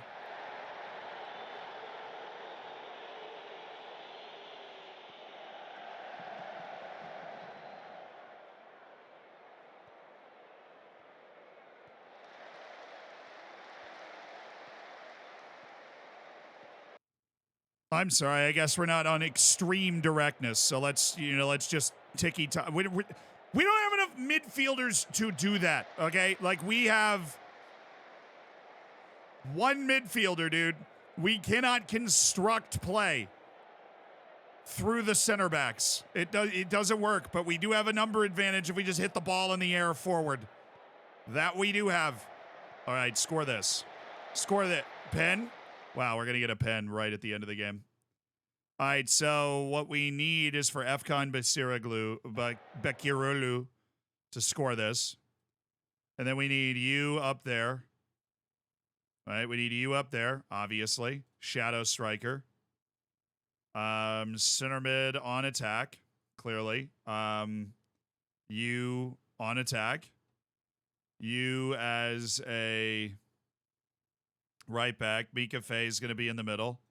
And you're going to be a fullback on support. Okay. Yeah, it might be a little insane, but we have like 20 seconds. If we're able to score this penalty, we're going to have absolutely no time left. Because this is definitely a pen. He took down 2 guys trying to tap that ball in. So, some call it insanity. Some call it stroke of mad genius. Okay? Efkan Bekiroglu with his 3rd goal of the season. Cashes in from the spot. Frustratingly late in the process. All right, run after the ball. We force the long ball. Oh my goodness, we won the ball. Hit it up the field. No!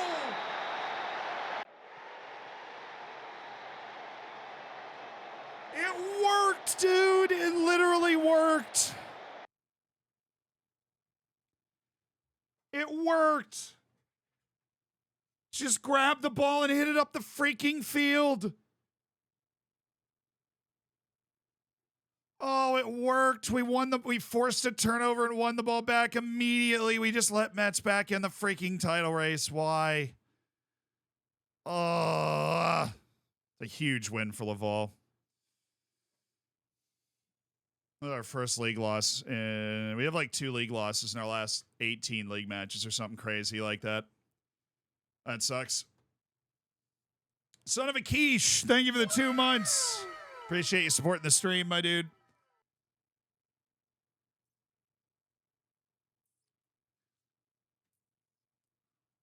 Laval beat you home and away? Yeah, let me know when they win a trophy. All right, I'm in my Mourinho era. Congrats. They won a game. If they'd done that a few more times, maybe they'd be as good as we are, you know? Thanks for the 100 bits. I've been watching your stream for a few years. Just want to get into streaming FM myself. Do you have any advice? Also, as a webcam essential, as I don't want to be on camera myself. I want to get into streaming FM. All right. If you want to have a hobby and share your save with some people, it's a fun way to do that. That is what you should set your expectation for. That is what you should, aim to do. Plays short, simple passes. I don't know if I want my attacking midfielder to play short, simple passes.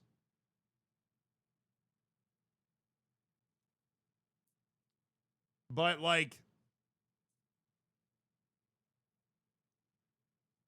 if you want to make a career out of streaming Football Manager, you need to be aware of the fact that there are currently streaming Football Manager 3 people that do that. Right? So, I do get emails from people time to time that are like, yo, I want to, I want to make a career out of streaming Football Manager. I got very lucky to be here. You really, you know what I mean? I got incredibly lucky. And I don't want to, if you want to stream, if you want to stream is I'm going to stream and it's my job. Football Manager's not an excellent selection. Well, I'm talking about streaming. I don't count Work the Space because he's a YouTuber, right?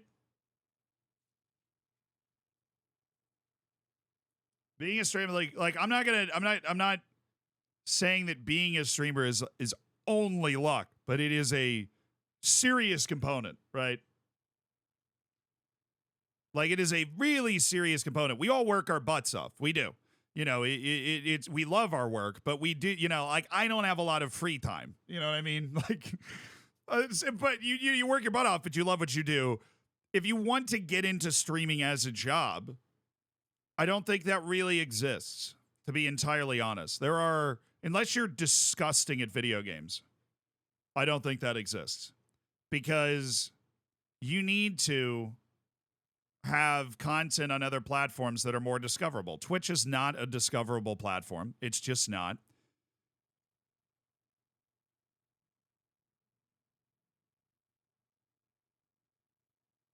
All right, so it's not it's movement. Oh, it's freaking movement, dude. To play the 1-2s.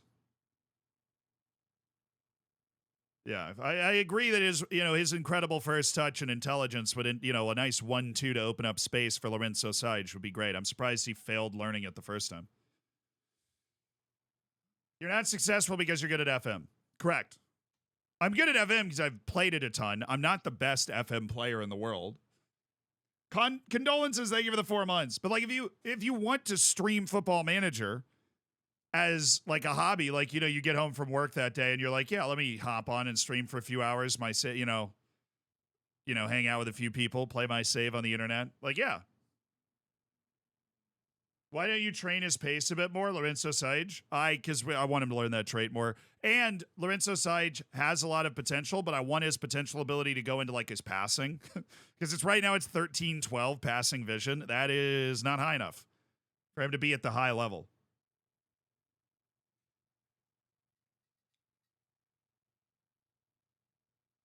So many FM YouTubers now. I mean, I think that's a misconception. I think a giant misconception people have in a content creator space is that, like, in YouTube, in the YouTuber space, is like, oh, it's just so like congested. Like, you just can't blow up on YouTube anymore. It's like the biggest, it's like, no, the vast majority of people that make YouTube videos suck at it. Some of the videos I drop, I will watch them 2 weeks after they come out, and I'm like, God, that sucked. Yeah, like, there's no such thing as the algorithm. There's no such thing as you can't make it. And it's not like content creating is different than any other space. Like, anybody been on the job market recently? Like, everywhere is saturated. You know what I mean? Like, I guess it depends on what country you live in, and there's so many other external factors. But like, there's a lot of areas that are saturated, right? And so you just have to find ways to make yourself stand out, find ways to do it better than the other person. Work hard at it, be self-critical, and get lucky.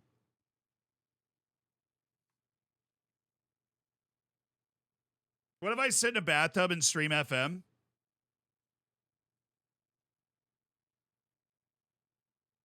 Look, I'm not saying I'd watch, but I'd watch.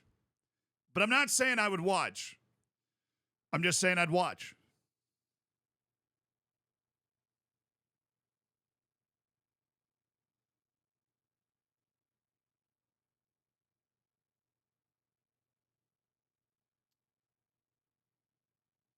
Yeah, I think the simplest explanation's often the most accurate. Like, if you don't succeed at something, you're just not good at it yet.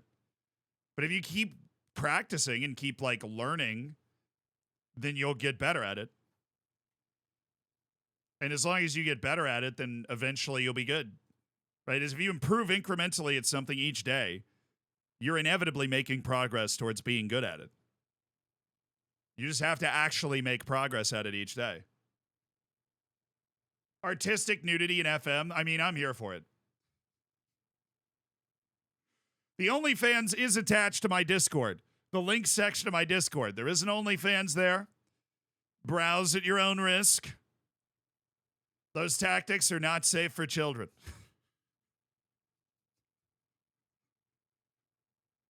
It's actually my CV I sent to Liverpool. The tactics I upload on OnlyFans. Z teaching FM to Amaranth. She's actually really nice. Like, I've met her one time. I know we talked about the Carl stream. Carl was saying the same thing. Like Amaranth is actually an incredibly nice person. Like unnecessarily, surprisingly nice for somebody of that like fame level. And when you end up in those like creator lounges and stuff, very, very, very nice. Yeah, she just figured out an infinite money glitch, and more power to you.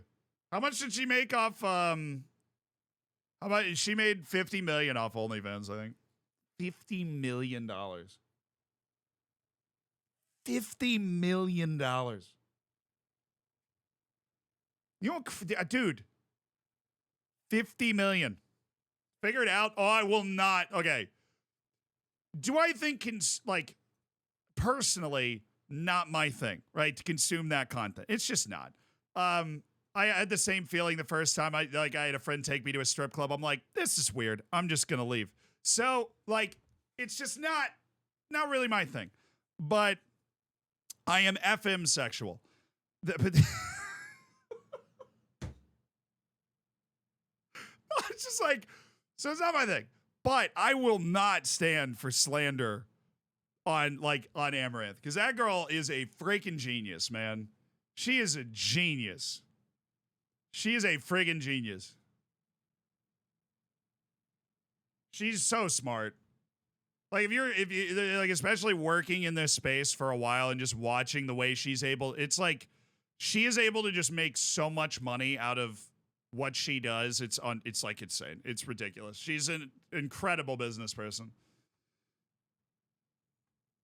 Yeah, more power to her. If you make $50 million from creating anything for other people, that's insane. That's insane. New sentence, I'm FM sexual. Yeah, hey, look. It's 21st century, man. It's all right. Who's he talking about? I'm talking about Amaranth, believe it or not. Probably not. Wouldn't have been your first guess. No, but I think people that are able to command that much attention and able to engage that many people in what they're doing, I find that really impressive. I do.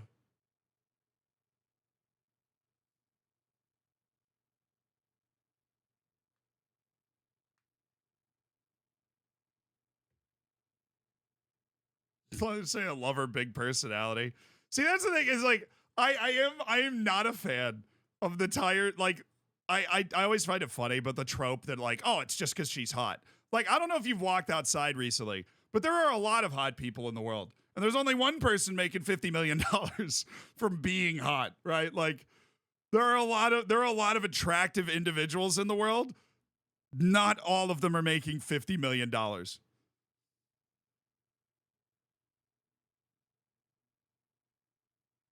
I respect her smarts and not respect her content. I mean, that's fair. I'm not here to debate morals with you. But anybody that thinks she's just dumb and hot is wrong. That's the only point I'm making. My forehead can compete with her. Yeah, that's what everybody's into me for. Is my giant personality right here. I'd start selling ad space up here. I have been contacted by multiple governments when I travel as being an emergency landing strip for military aircraft.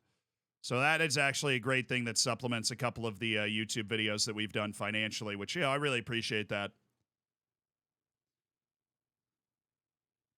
A lot of guys going on the loan list here. $50 million forehead, yeah.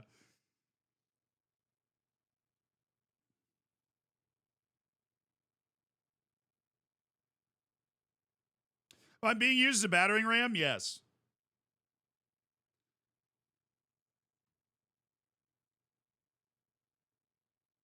That's actually how he made the Faroe Islands video. Yeah, the Danish military and I came to an understanding. That's all I'm allowed to say.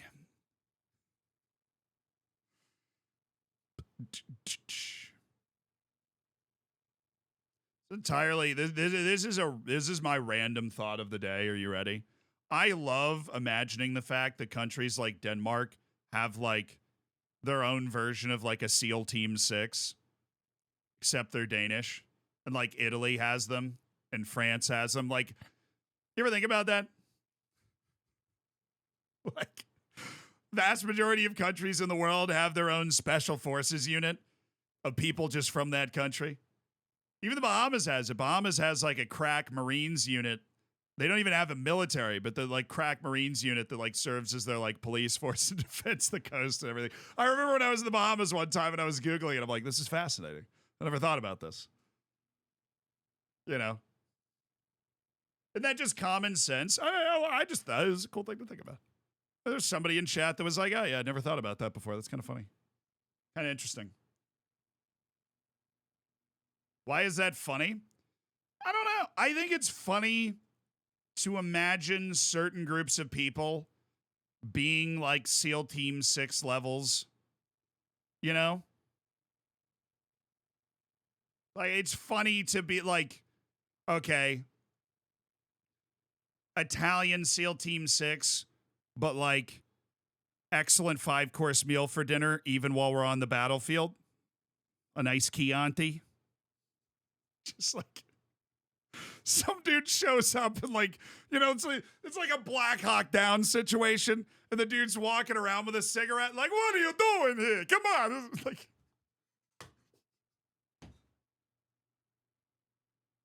get away from the chopper, man. This is my Uncle Tony's chopper. Arrivederci. Yeah, it's basically just a guy from New Jersey. This has nothing to do with Italy anymore. That's what's going on in my head. That and just like reruns of The Office. Different scouting tips for Football Manager. Just recycling.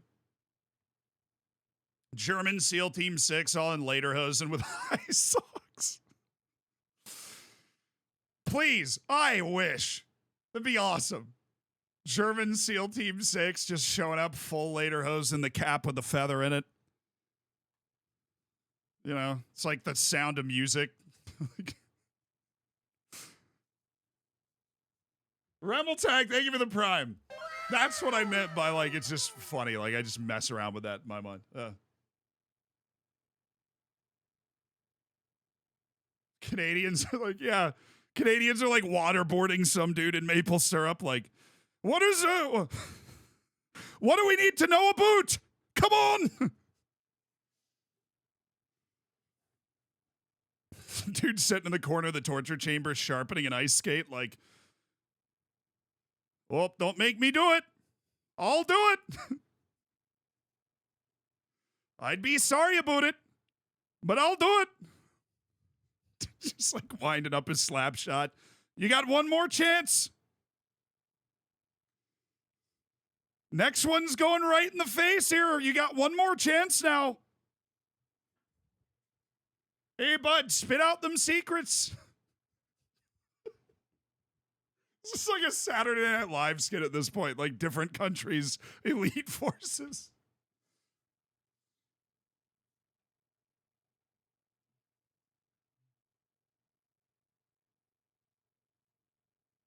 Very uneventful epic. Dude, I literally, nobody mentioned it in chat and I forgot to check. Oh, wow, City and Tottenham still level. Chelsea, Villa, everybody's level. And the one match with no Premier League teams is the only match with a goal in it. Nice. That's what it's all about there, brother. Hell yeah. This is heritage. Then they confess and the Canadians are nice again. Yeah, I mean, that like checks out for me personally. Ramble Talk, thank you so much for the prime.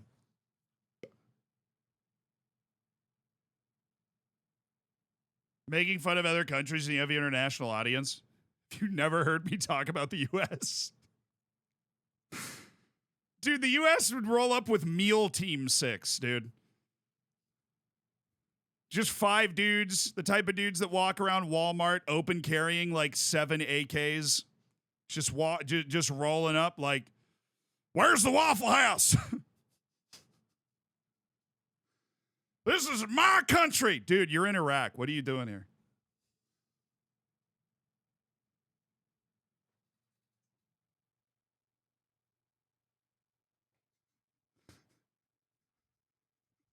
I gotta do the Waffle House stream, dude. I know. I gotta do the Waffle House stream. Great, yeah, just sweat and gravy. Like, dude falls asleep. What? It's warm in here. America. I haven't done any planning for the Waffle House stream. There's no day. It has to be before the next NFL season. That's the only requirement. It has to be before the next NFL season. So it's not like right around the corner, but I do have to spend 24 hours in the Waffle House. And like every waffle I eat takes an hour off. So looking forward to that. Gonna gain 37 pounds because I will eat all of the waffles. Did I lose? Yeah, I lost my fantasy football league. So that's my punishment, you know. How could you tell? Yeah, Dale Earnhardt stickers. They're wearing like a worn out trucker cap, you know. Walking around in boots trying to be sneaky. Oh, Dale, get up, damn it. Dale, shh. What? Shh. I'm gonna take this to Saturday Night Live. I'm gonna be like, yo, I have an idea. Hear me out. What if we took the stereotype of every country and made them the special forces?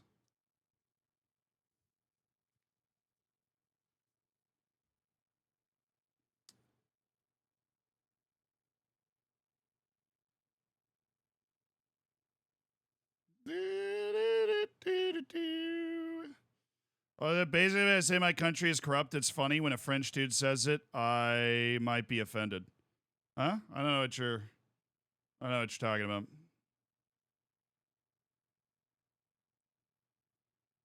Do we say your country's corrupt? I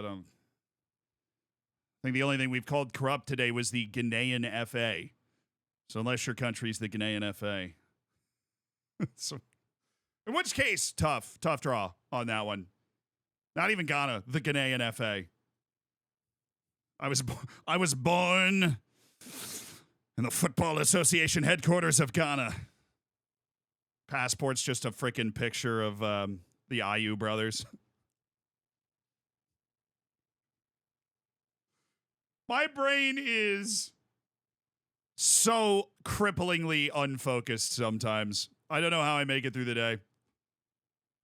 Thank you for enjoying my rants. Or not. If not, my sincerest apologies. Man United fan, thank you for the prime, dude. Thanks for supporting the stream. No, this is a true story. I don't know, but this is actually a true story. When I was 6, I used to get in trouble in kindergarten because I couldn't sit still. And so I'd be like standing on the chairs and stuff. And so my mom sat me down and was like, hello, little Zealand. My, what a large forehead you have. All right, focus. She sat me down and she's like, look, you are very energetic, right? You've got all this stuff going on. And we could take you to the doctor and we could have all these tests done and we could figure out what's going on. Or you could just find ways to observe the way other people are acting around you and handle it. Like direct it into your legs. So my legs are always bouncing. So if you ever see like my chair shaking or like the camera shaking a little bit, my legs are always bouncing. My hands are always all over the place. My brain's always all over the place, right? Yeah.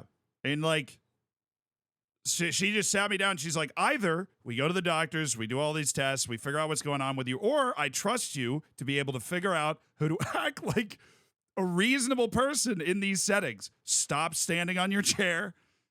And I always remembered that conversation. I was like, oh yeah, okay. I get it. Understood. Like, get it.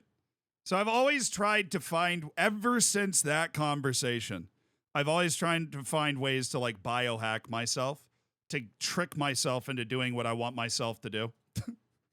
Like learn how I work and then figure out how to like trick myself into doing what I want to accomplish that particular day. Yeah, so I bounce my leg when I think a lot. My fingers literally do this. I don't know why. But like, yeah, I think everybody's brain works differently. You just got to find a way to manage your own brain. Mine definitely is capable of getting massively sidetracked. But, you know, I create barriers for that. Or, I find a job where I could just sit here and ramble about Meal Team 6. or the Canadians violating the Geneva Convention. All normal, like completely normal stuff, really.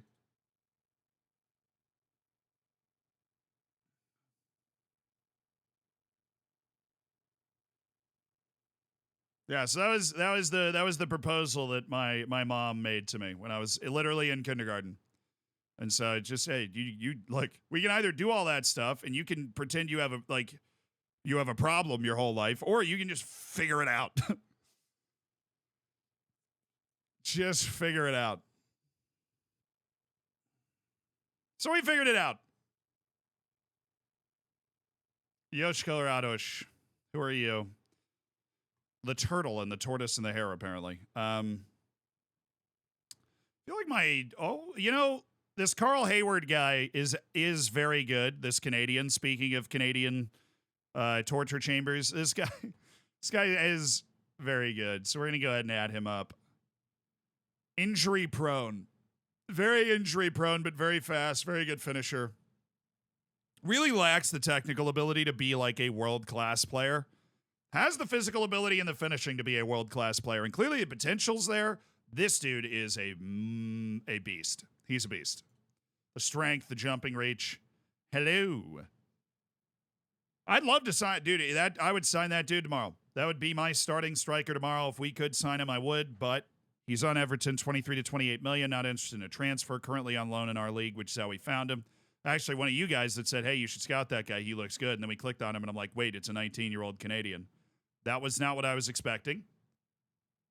And we clicked on it, but Hayward was a name that stuck out a little bit in the French second division. Howard, as they would, win in Paris, right? Patrick DePaula. Oh, he's only 9.5. So might as well add him to the good list. Yeah, you're not good enough anymore. So a lot of this big scouting report that we just got is we're like updating our loan list right now. In finding out which guys on our short list are still good that we want to keep track of, and which guys are not, like Pick Cornell, who's not quite good enough, Killian Salk. So a lot of these guys are just players that we've scouted up. Rodrigo Macedo, cool.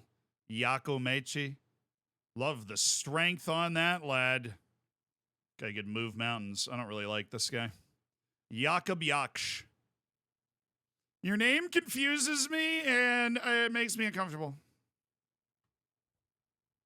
As a YouTube VOD enjoyer, it's weird hearing music during a stream again. Oh, yes. Welcome, Reaper.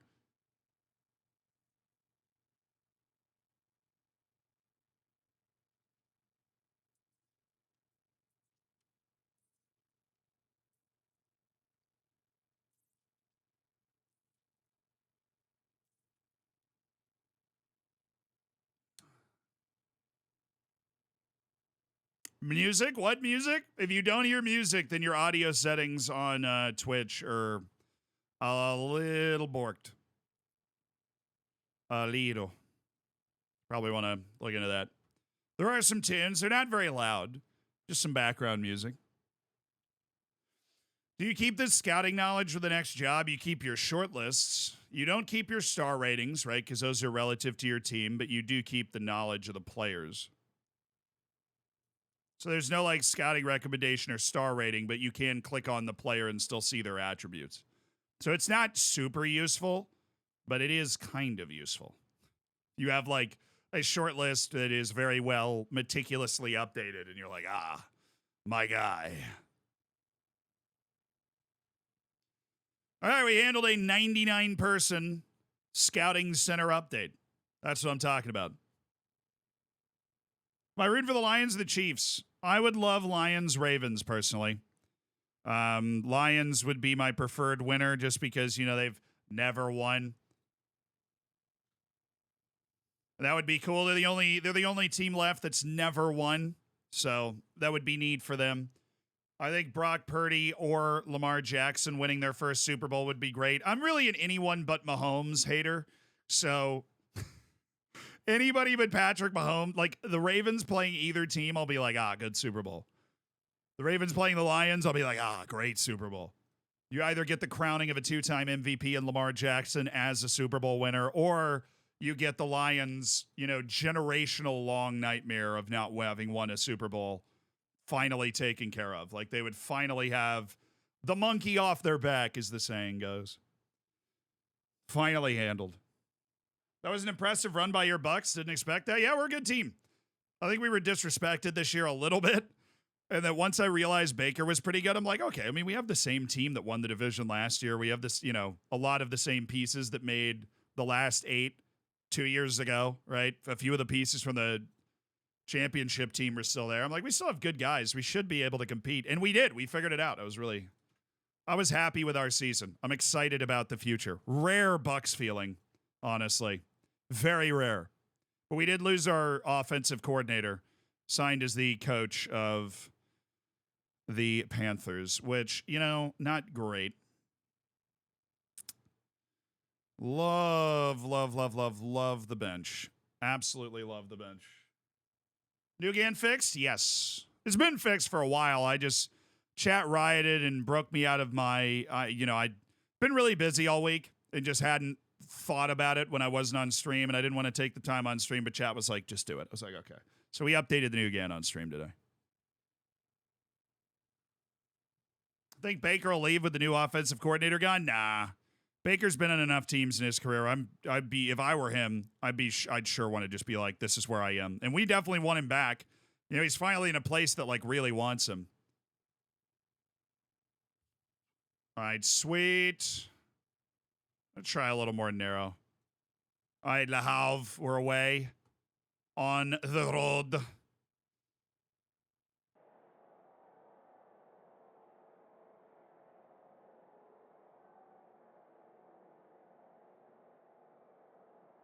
City scored. Okay. Oh, that's a heartbreaker, dude.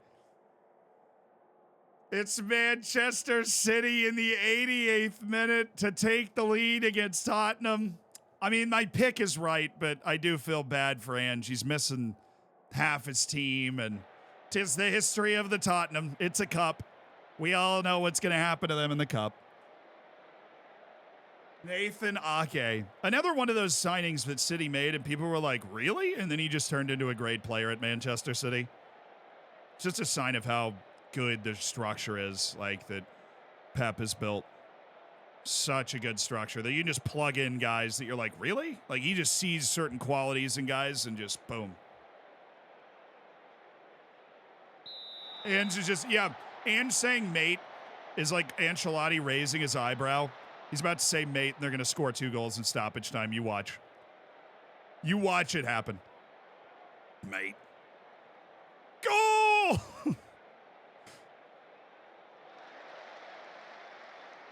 Not Calvin Phillips. Yeah, apparently everybody but Calvin Phillips. Nice turn. Bravo. Saidou Touré, the overlap is there. It's Calvin Ramsey. VAR check and the goal. Oh, call it back, dude. Let's get a replay. Let's get a replay.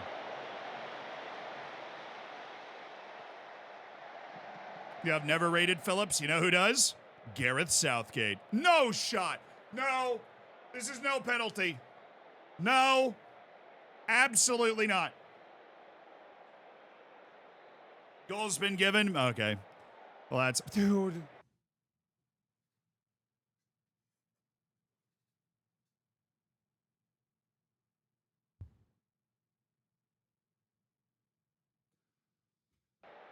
That was such a clean tackle. Freaking firing up the bottle factory here, boys. We need to be a little better. Thank you. Oh.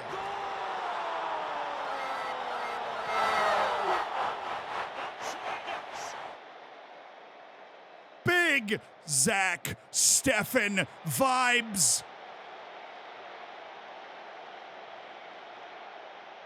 Ball don't lie, dude. Ball don't lie. Diallo. And before they score in the corner, that'd be heartbreaking. But I would love to keep a little arm's length at the top of the league here. Mets is 2 points behind us as things stand. And that just, it doesn't seem fun. It seems fun to be a little more ahead than that. We lost our last match. We conceded, that was a BS penalty, but we're not like fully in the saddle in this here competition. They are the team asserting themselves a little bit more than we are right now. Until we score this goal and beat them by 5, which is about to happen, and we all know it.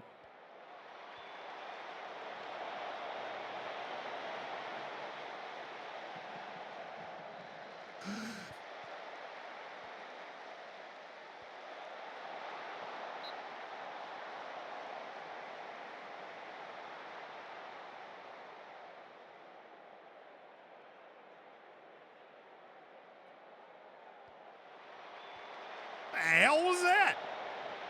That was a defender's clearance that the goalkeeper just saved. That was not our shot.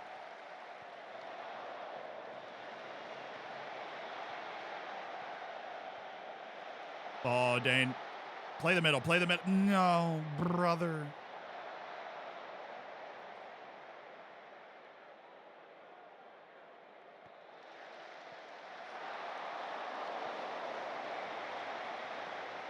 Good to see Sevens playing well for you. I had him in my Atlanta United save and shipped out as he was absolutely abysmal. He's been okay for us. I would say literally the biggest moment he's had with us was that save just now. Because we are very, if we lose this match and Mets wins, we're up 1 point top of the league. We were at 1 point up 6 points at the top of the league, when we were on that incredible heater, winning every match without even trying. But we are starting to slip back a little bit. Slipping back into our old ways. Not looking great. Really not playing great, are we?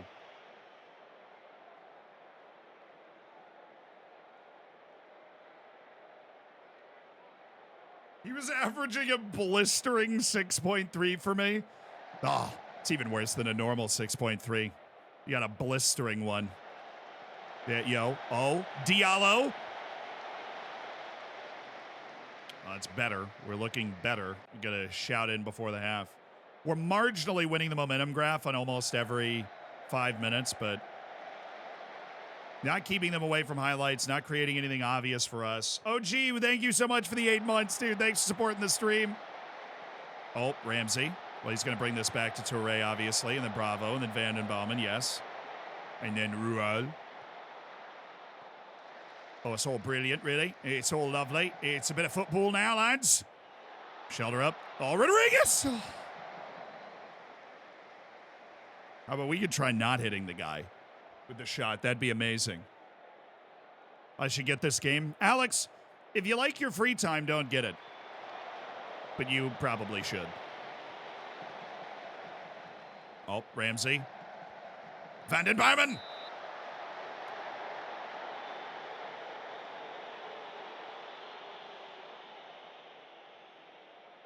It's unfortunate Stefan didn't develop like he could have in real life. Yeah, he just lost his confidence.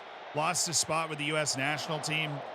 Had a couple of high-profile mistakes and really just completely fell apart, And I hope at some point he's able to build himself back up. But he's doing okay on loan for us right now. I don't like what I just saw from this team. I'm looking at you, Alvaro Rodriguez, and your 6.3, smacking it against defenders all over the place.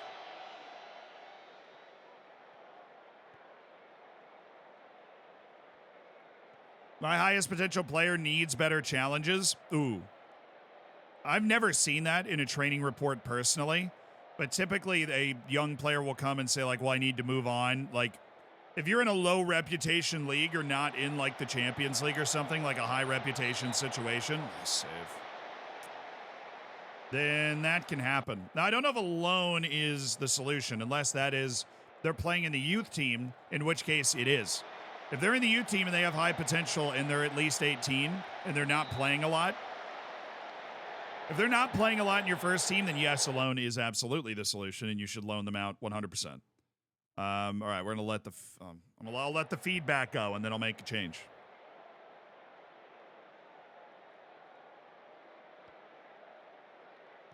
Hi, Zealam. Oh yeah.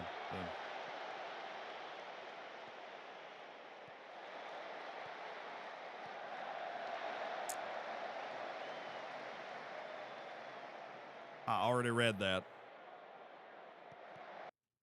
We good? Yeah. Time to make changes. Alvaro Rodriguez on an actual 6.2 right now. So what a performance from him. But F-Con working his way back into the lineup. High. And Bravo on a 6.6. Time to make a change for Mario Martin. I do love Bravo. Love the size he brings to the position, but we got one goal from a penalty in the last match. We haven't created giant obvious chances in this match either. Loved my players are like sprinting in from their substitution to defend the corner. Just insane. But winning would be nice. I'm going to go to attacking, and then like 75, we might mess around with switching up the tactic to try and put more pressure on him. He has potential to probably play in the Prem, and I'm in a 1.5-star league. If he's playing for you all the time and has that in his training, what a nice touch by Rual. If he's playing for you all the time and has that in his training, then you're probably just screwed. Like, you need to try and get yourself in the Champions League and try and hang on to him. But also, you might want to max out the amount of money you can get for him, because that may be the harbinger if he's about to get upset that he's there. So extend his contract as far as you can so you can try and hang on to him. But you probably a 1.5-star league, you'll be looking at like release clauses, and if those are met, they're met. Ramsey Gasol! S'il vous plaît! I play on extended. Yeah, I play on extended highlights. I go to key when we're like, we're playing like a lower league cup match or a European Cup. We're playing like a bad team. Big sub, big goal, Evan Gasson. We are certainly not playing our best, but we are playing well enough. We gave away a penalty early, but they have like 0.25 XG since that penalty in the 4th minute. So we've controlled the match really well. Not a lot of obvious goal-scoring chances created, but that was one, and we took it. Mario Martin forced him to play with him facing the goal. Always a nice idea.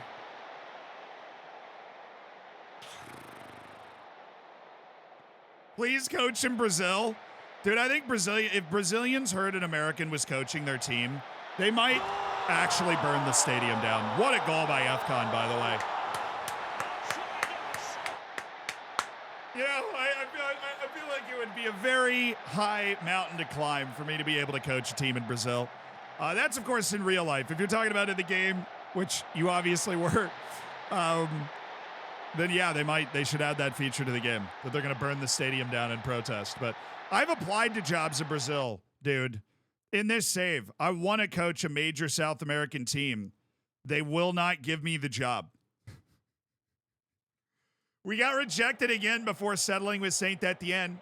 And then we're like, okay, we'll do it again. We'll get a team promoted into Ligue 1 while I'm getting my national A license as a coach in-game. This is our 5th season of the Journeyman.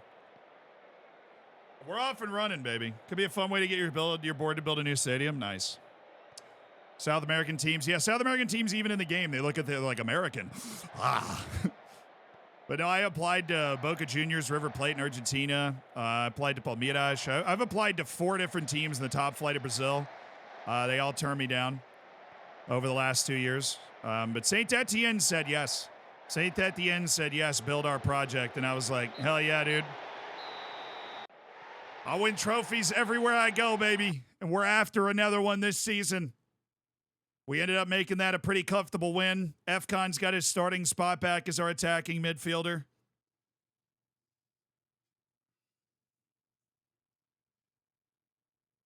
Saint Etienne, 4 points clear of Metz, who won 2-0 against the worst team in the league. God, come on, guys. Just beating up on a bad team now? That's what you guys are doing?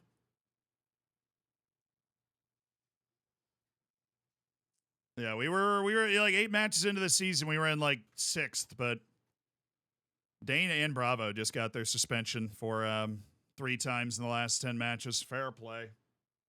Timothy Chalamet supports Saint Etienne. You should get him on stream. Believe it or not, I don't have Timothy Chalamet's phone number. I know that comes as a surprise, and I am flattered that comes as a surprise because, I mean, I get confused for him all the time. Oh, shoot. I got recognized yesterday. I forgot to tell you guys that story. I got recognized last night. My friends and I went to a free concert in New York, and then we went to a bar for 1 beer, and a dude was walking by. All you guys are so awesome. Even Carl says that. Even Carl said that. Carl was like, your community is so chill and so nice. Like, he loves coming on and hanging out with you guys. And that includes in real life. Because I am, you know, I'm the football manager streamer. So like when I end up at like Twitch cons and stuff, I'm always around these people that have these really aggressive fandoms. People like Pokey who like can't even like they can't even hold a meet and greet, you know, because it's just weird. Like they're people that aren't allowed to walk around the floor at TwitchCon, whatever, because people are just like trying to touch them, you know, and like just weird stuff. But everybody that recognizes me almost to a T ever is just the chillest person. Guy just, he's walking out of the bar, and I'm kind of just sitting at the bar with my 2 friends after this, like, concert that ended at 9 p.m. Love being old. And he just goes, oh, shoot, are you Zealand? I was like, yeah. And he's like, oh, man, love your stuff. And we just dapped each other up, and he's like, I was like, oh, thanks so much, dude. Have a good night. He's like, you too, man. And then he just walked out. And I was like, oh, I'm not friends with Pokey. I've never met her, but I've been in the same area as her and watched people try to jump through barricades to get to, like, very unchill. You know what I mean? Very unchill interactions. The scariest one was Mr. Beast when I went to the Mr. Beast burger, and they were like, he was like he was a walking security hazard. Like, they were worried. Yeah, but it was like, every interaction I have is always so chill. You guys are awesome. Dude, it's just like, oh, love your stuff. Cool. What's up? I met Z at you guys' party a few times a while ago. Yeah, I mean, I was. Shit, I lived in the CVS apartments. We hosted those things sometimes. I lived in them CVS apartments. Dave, thank you for the 47 months, dude.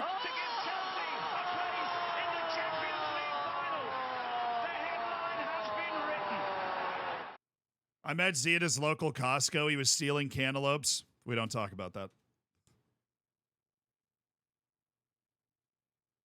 He was stealing cantaloupes.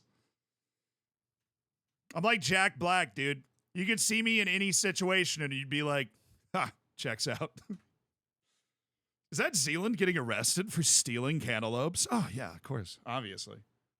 Duh.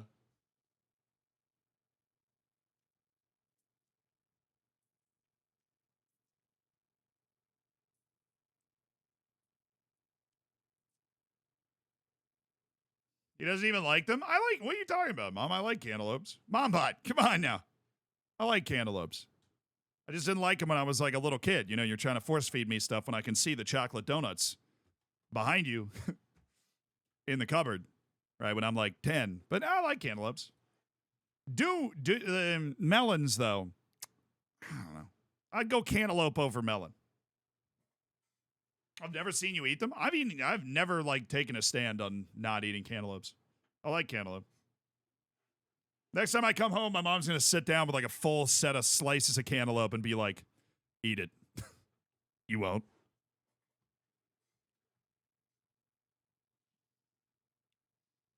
What are my picks for AFCON and Asian Cup? I should do that. I haven't made them like official. We've looked at the brackets on stream, but I haven't like officially gone, oh yes, these are the teams, you know. And that's the truth. Melons are over. I mean, is a cantaloupe a melon? Is that what the streamer doesn't know is that a cantaloupe's a melon?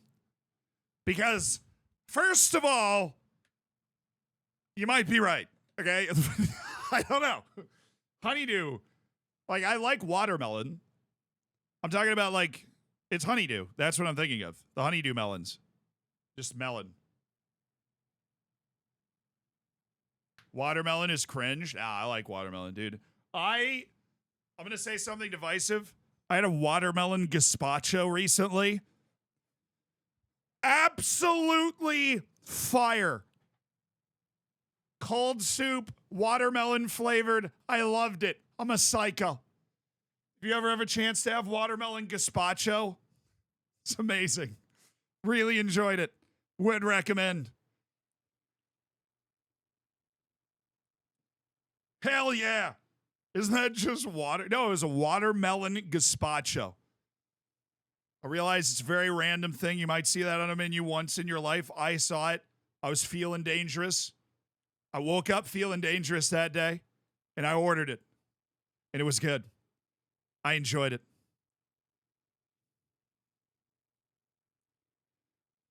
Alrighty, I'm going to put Matisse Amugu, who played very well in the Cups. He's going to make it up onto the bench. Go, Matisse Amugu. Oh, you're playing a little shadow striker. Oh, you've got Thomas Esteves. Is that the guy from Portugal? Oh, my, it is. What happened to you, dude? You were like a wonder kid at one point. Now you're moving for $1.4 million to a second division team in France. Oh, the fall off is real. All right, boys. This is our time. The mod's checked. Now I'm allowed to make this fun fact, current news soccer joke. Dick Advocat on Curacao is just nuts. Yeah, for those that don't know, Dick Advocat has become the head coach of Curacao.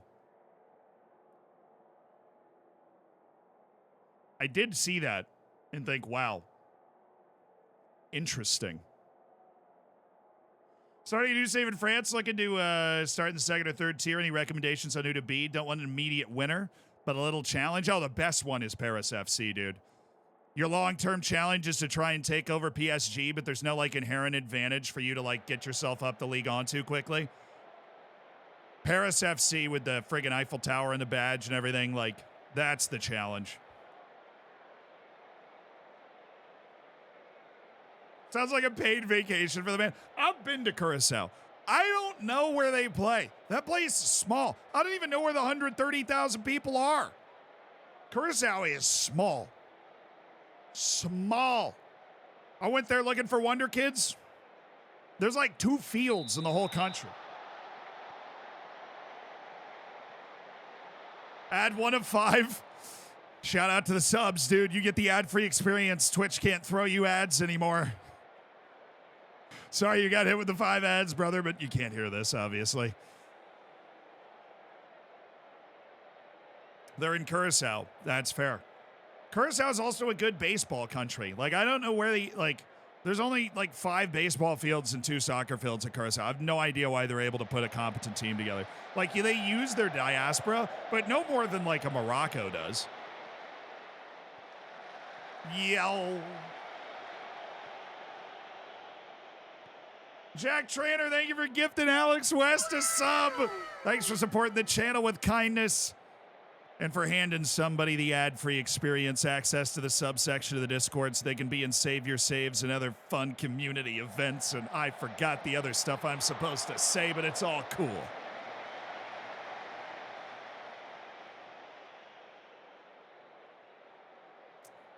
Baseball is so sick. I like baseball. I grew up watching baseball. My first job was in baseball. I worked in baseball, minor league baseball, for 5 years. And there's always some dude from Curacao or Aruba. Oh, the ABC Islands, the Dutch Islands love baseball.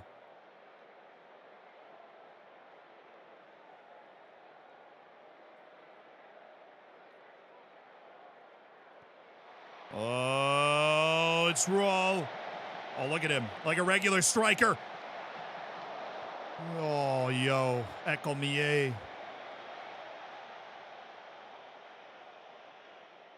And we are just not blowing people out, are we? Dijon's a mid-table team. This is just like a super average game, shots level. What happened to the team that was rolling people 4-0?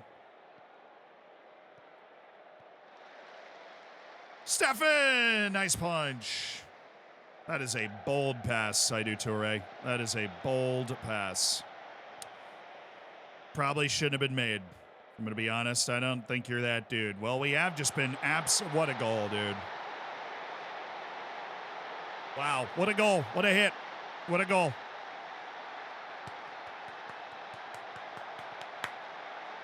It was a gorgeous goal. No notes. We just need to score a couple now. Dang.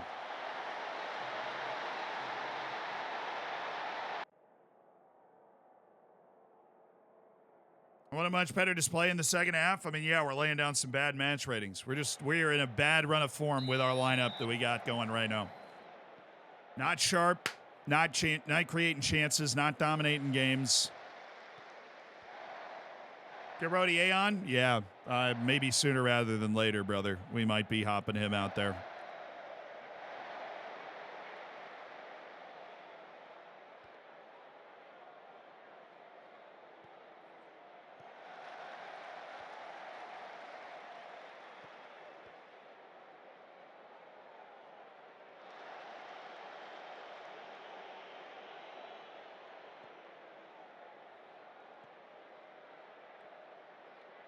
Dude, Ecomier, you just going to wait for this guy to get all the way around you? Like, what's the plan here?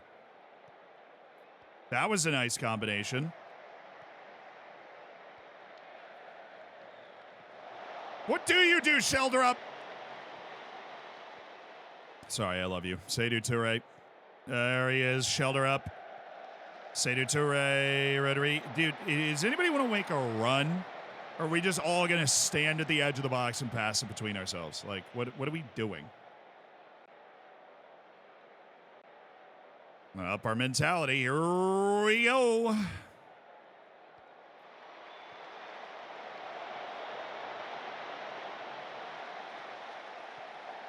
Love that from Ecomier. Oh, Mika Fai. Dude, Ramsey, why are we not looking across that? What are we doing, dude? And then Rual plays it right back to him when he's been closed down. Like, what?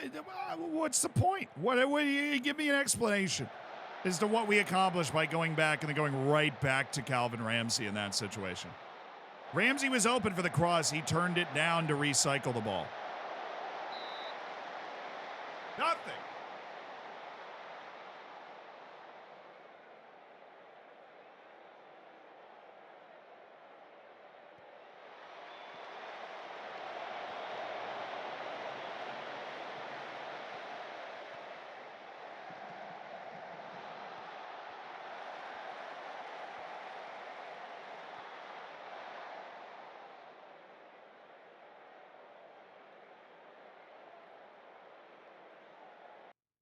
No, alrighty, time to make a change. We've got Shelter up on a 6.2. We've got Alvaro Rodriguez back to his old tricks.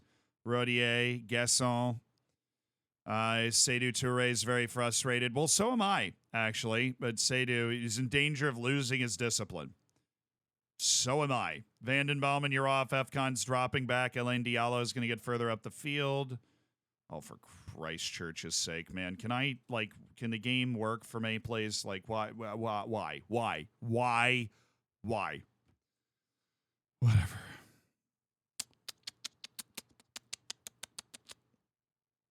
It's always left back position, and we always bring in Liam Scales to put the fire out. Mamadou Zane. We're going to go with a fully different front four and Liam Scales. Pep talk. I have faith in you. 5-man substitution. We are losing to Dijon 1-0. I want half a new team on the outfield positions. Rodier, goodness gracious.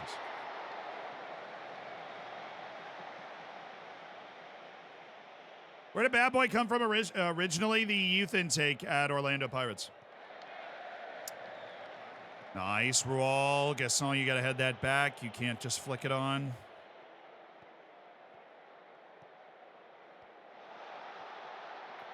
That's good work from Calvin Ramsey there.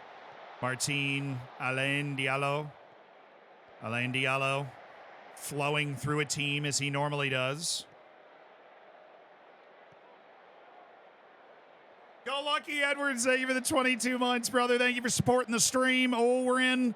F-Kind, square it. Oh, missed chance. Put that in the mixer. Ramsey. Rodier. Oh, nice header. Nice header. It's a good save.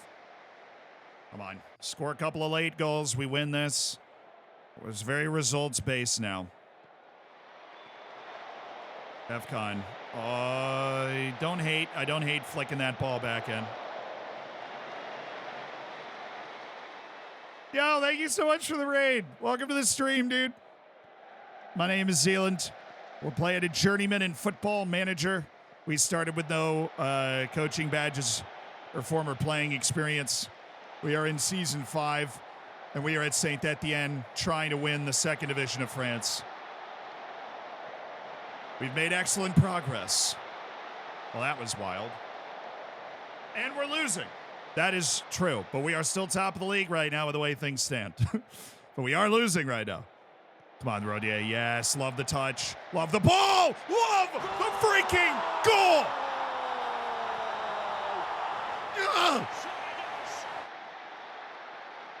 Game on, baby. Mamadou Zane. Jim Zabubu, thank you so much for the gifted sub. Thank you for making somebody's day. That's somebody being Colonelli. Enjoy the bacon. Enjoy the emotes. Make sure you get in the subsection of the Discord and be sure to say thank you if you're hanging out right now. Oh, a dime from Ramsey to Mika Faye.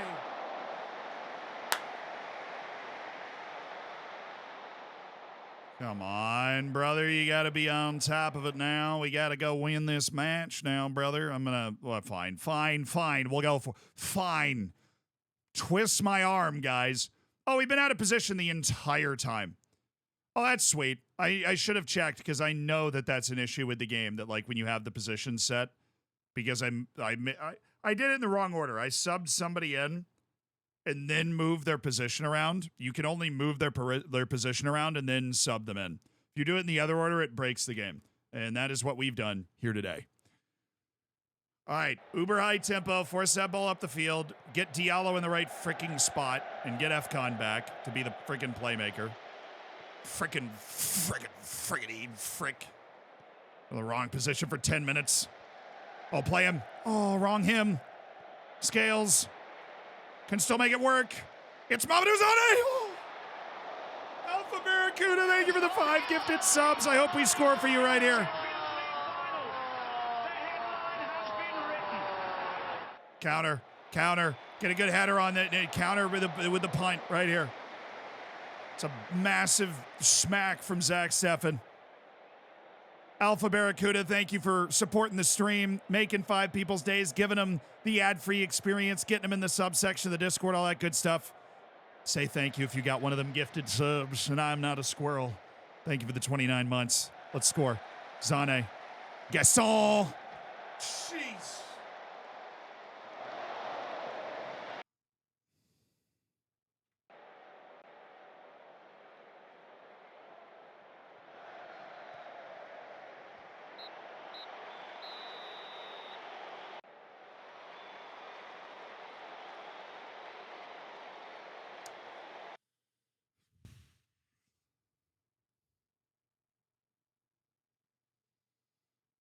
We close this bottle factory up. Miradan, thank you for gifting Kaluza sub. Dude, we got the gifteds flying all over the place.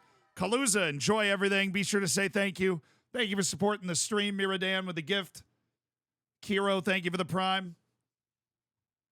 Yeah, close this bottle factory down right now. We got 8 matches left. Close the bottle factory down. Well, of course, we got Amiens away. We need to play some easy teams. They're probably all stacked right at the end of the season. We're 4 points clear top of the league. Actually, the most we've ever been clear at the top of the league was 6. So it's not like we're actually bottling it, but they're not playing well either. We could have really extended our advantage. We've won like one of our last 4 matches. They are not playing well either. That is the blessing. Oh. Okay. Come on. Get this freaking truck in gear now.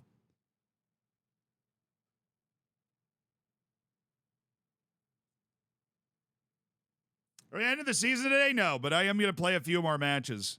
We're going to end the season on Monday. 8 matches would be like 3.5 more hours. 3, it depends how distracted I get, honestly. Probably like 3.5 more hours. I absolutely do not have that in me. But we are playing a few more matches. How's cohesion? It's a bad side of average. Which, considering that we were at very poor at the start of the season because we had to literally swap out the entire team after we took over a side that got relegated and nobody wanted to be here anymore. We've grown together. We've kumbaya'd our way to the top of the table with community outreach and team bonding literally every single week to just pull this team into some realm of understanding. And those intensive language courses are hitting, so everybody's starting to be able to speak French. We have a lingua franca amongst the lads. Yeah, no, I look, Bad Boy might very well be in the starting cards today. But I did like the way Mamadou Zane played. Mamadou Zane gave us a little something. I mean, technically, French is the original lingua franca. You know what I mean? You didn't know, did you? French was the language of the English court for like 400 years. Vive.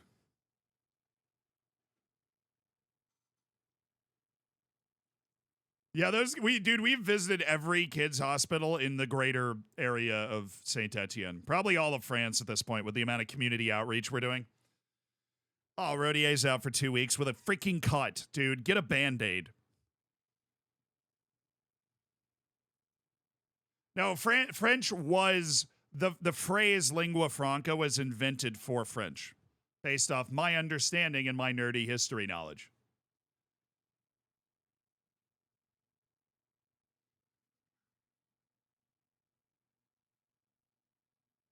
Little Leon fans are going to be over the moon. True. What the hell is the fun of being in France if my youth intake sucks? All right. I thought the fun part of being in France was that my youth intake was going to be an absolute banger. But no. So a bunch of the children we found in the hospital. Is this a charity intake?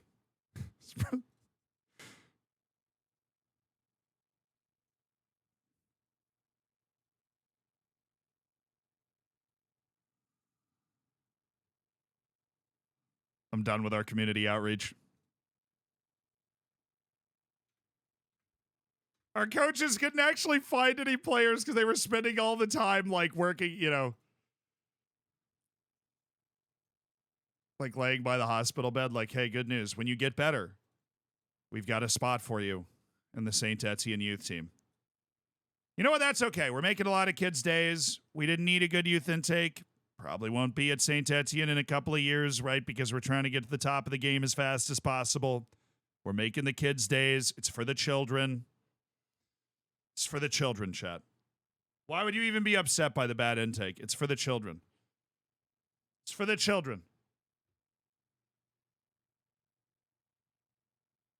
It's for the children.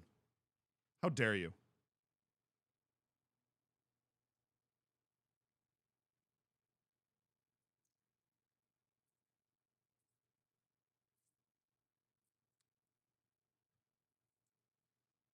So Thargoff, who actually has it, says the term lingua franca derives from Mediterranean lingua franca, also known as Sabir, the pidgin language that people around the Levant and Eastern Mediterranean Sea used as the main language of commerce and diplomacy from the late medieval times to the 18th century, most notably during the Renaissance era.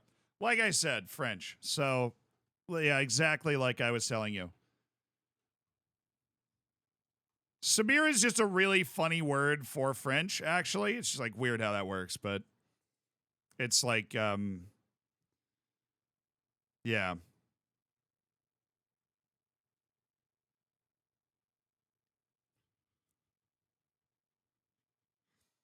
Obviously.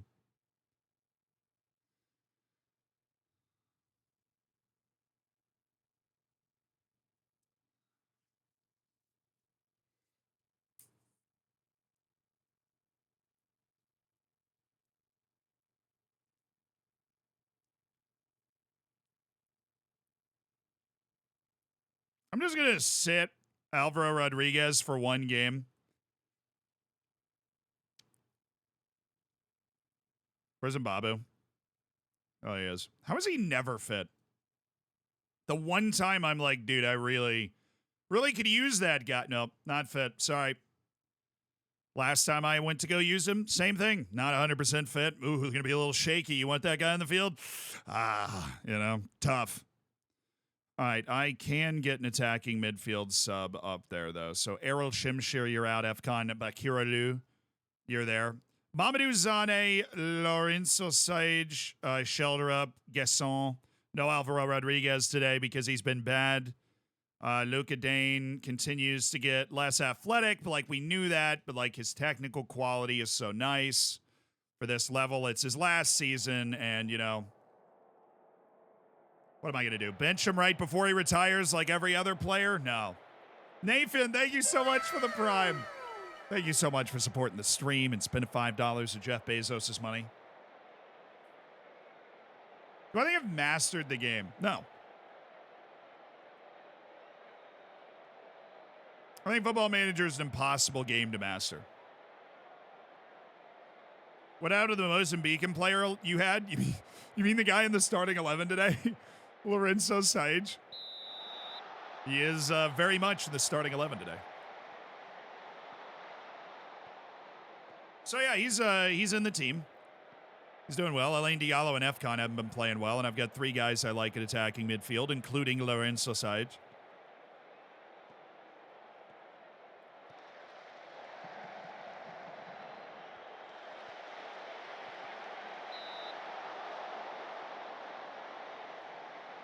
Okay.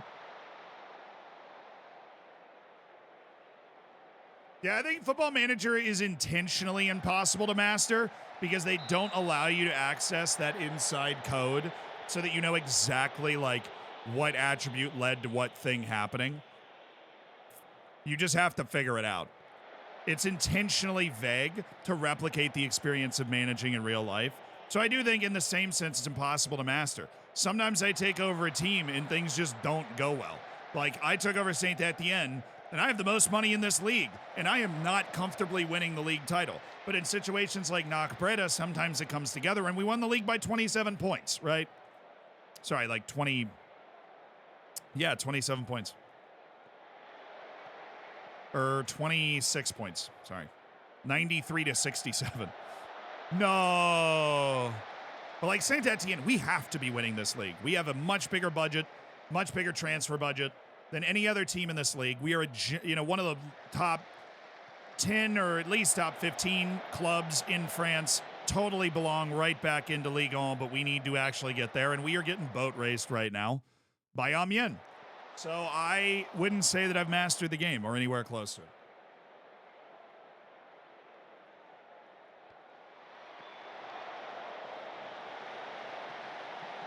I thought that was in. I was like, dude, what a hit. This has been a troubling start to proceedings, but we're about to get a takeaway. It's Gasol! Oh, yes!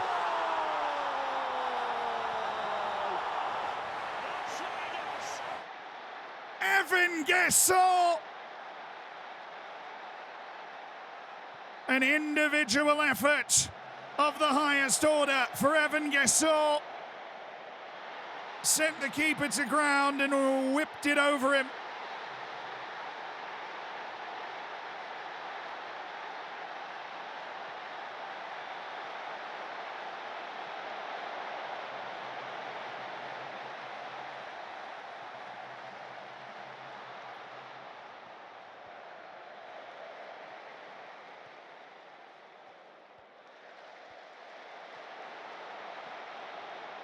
Nice.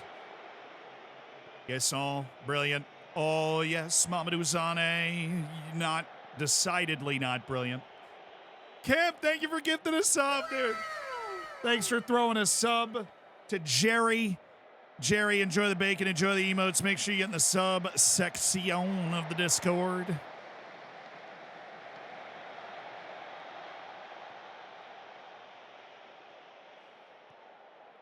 That's the appropriate pronunciation of all of those things. But thank you for supporting the stream, Kims. Oh, yes! Come on, baby! Come on, baby! Come on! That's what I'm talking about! A little Andreas Shelder up. We are awake now. Just kidding. I've mastered the game. We are so awake. Calvin Ramsey, that is a dime Shelder up. Can't miss that, can you?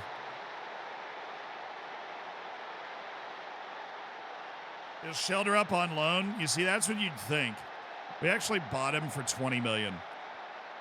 So Shelder up is very actually on my team. That's woof. Oh my goodness, Dane. That was so classy right there. That was Pep-esque. We have 2 shots and 2 goals. Amiens fuming right now.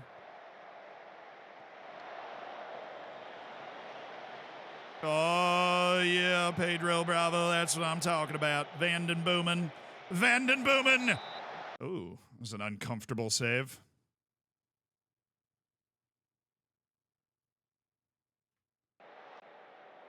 Just not make as many mistakes to give them easy opportunities against us. Now that we've got a 2-goal lead, we weren't playing well to begin with, but we will make the changes to try and make sure we can hold on to that 2-goal lead. Looks like Metz is in for a win as well. Highly unfortunate, because we would love a little separation for comfort. I'm happy with the number of shots we're getting away. Please shoot more. I don't want to put shoot on sight on, but I already don't have work the ball in the box on, so you should understand the assignment here. Dude, how do we mess that up? What? We're like a team. Oh, I actually had a $60 million transfer budget at one point. The reason is because we sold, like, everyone. There are 4 members of our team that were on the team last year when it was in League On and got relegated. Everybody else in the first team was sold. A lot of relegation release clauses. And I have a philosophy that, like, when I'm taking over a club that got relegated, or if you get relegated, a very important part and something that sinks relegated teams trying to go back up is the atmosphere, the locker room atmosphere. And so we wanted people that wanted to be here. And that requirement got rid of all but 4 people that were in the first team. We brought up a couple guys from the reserves, and we made a lot of signings, some free signings, some cheap signings. And we made a few big money moves like Andreas Shelder up, because those are the types of players that can just take you to another level. But he did get hurt for a month and a half right in the middle of the season. So we've had to do it without Shelder up being at his very best.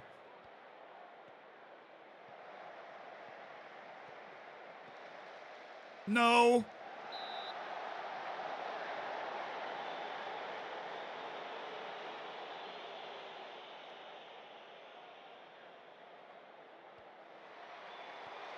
I managed to confirm I'm a human on Discord. Well done. Yeah, Discord's very, very pesky, trying to make sure you're not a robot of some kind. All right, it's Lelamilla Bad Boy time. Bad Boy enjoyers rejoice. Fine. I am literally just going to start putting Liam Scales out there as my starting left defender. It's time. He comes in to put out the fire of more offensively talented left fullbacks all the time. And Dane has just been aggressively average. Everyone's a bad boy enjoyer. Amen, dude.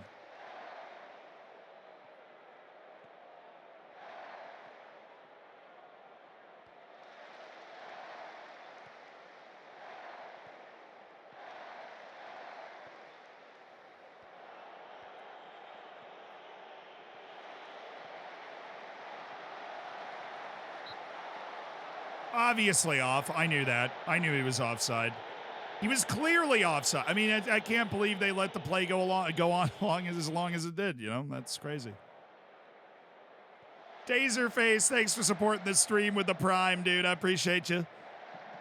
Enjoy the bacon. Enjoy the emotes. Make sure you get in the subsection of the Discord. And enjoy the ad-free experience given to you by $5 of Sir Jeff Bezos' money. No more 8th yacht for him.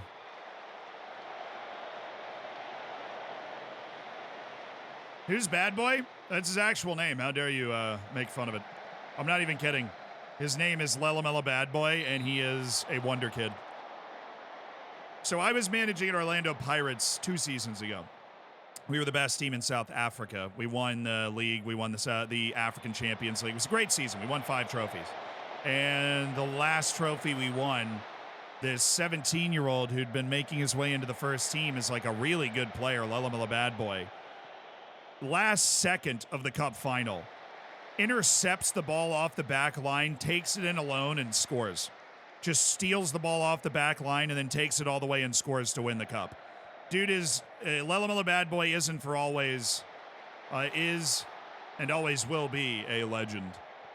That's who Lelamilla Bad Boy is. Not only did he come in through our youth intake with the name Lelamilla Bad Boy, and then actually back it up by being a wonder kid who was good enough to be in the first team at Orlando when he was 16 years old. Yeah, he's a mentality monster. He's a great athlete, most determined, professional guy you'll come across. Always doing his duty. It's amazing it took them that long to score. Absolutely amazing, because they have been all over us for most of the game. But, you know, it's towards the end of the year, and it really is all just let's limp across the finish line by winning the league, you know? Oh, I saw it. He just walked in. Don't worry, I freaking saw it. Why are we bad now?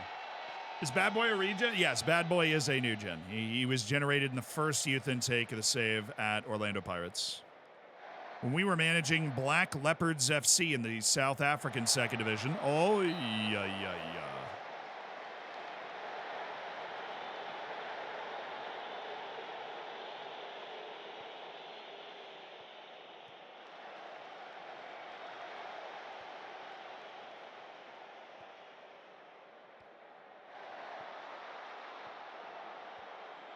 Oh, nice play by Mika Fey, but he needs to follow him. Good, he followed him. That's going to allow us to slow this attack down. See, that's way better than where we were about to end up. All right, Bad Boy. Lelamilla Bad Boy. Didn't work.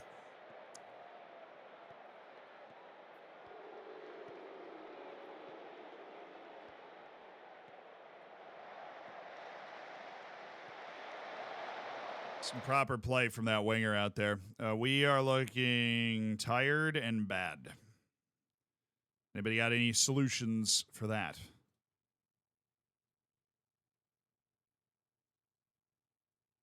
If you want to attack, I'm going to have you on support.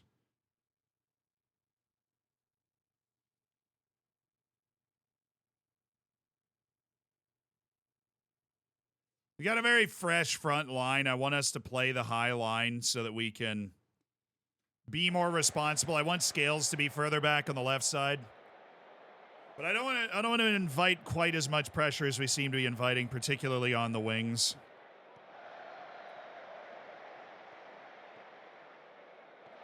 Branko, where the hell is that going, Branko?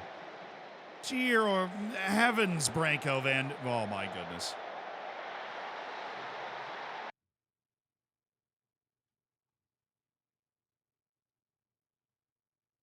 What a pass by Branko Vandenbouwen. Just terrible. Actually, go very attacking. There's only a few minutes left.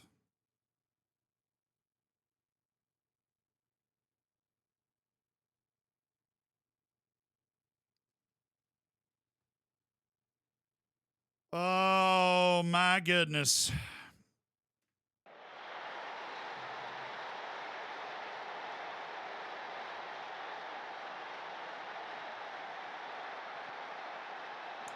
If I was hired today as the director of Tottenham for 15 years, do I think I could win the league? I mean, yeah, but I think I could win the league, but I'm probably wrong. I back myself, yeah. I feel like I'm much more suited to being a director than being an actual manager based off playing Football Manager as much as I have. I think you actually are... Oh, let's go, FCon. Big takeaway. Oh, Lelamilla Bad Boy. Is there a winning goal to avoid the sadness? It's Bad Boy! Oh, he was a little off.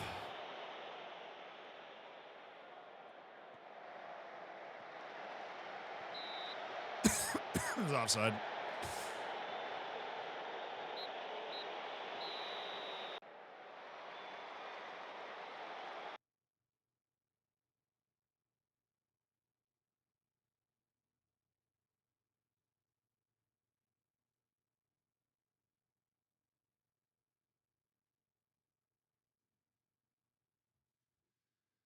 All right, we are trying to make this interesting because we have completely lost our form. Even when we are gifted a 2-0 lead, we can't hold on to it. We've lost our tactical adjustments, and we have allowed Mets to waltz within 2 points of us here at the top of the league now, after giving Amiens the route back.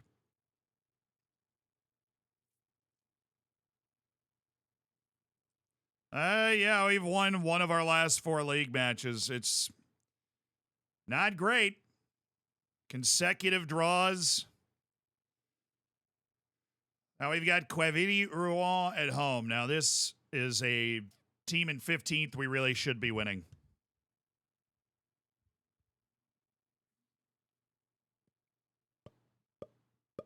Yeah, I felt like I was on ice skates trying to set up how we were going to defend, and then I pulled us back a little bit, but we were still giving up chances. We were inviting pressure with that deeper line, so I went back to being further forward on lower tempo with time wasting, and he still just. All right, Oscar Lopez is very upset I'm not playing his loan guy. Understood, but you know we made a lot of loans and signings just to appease our people.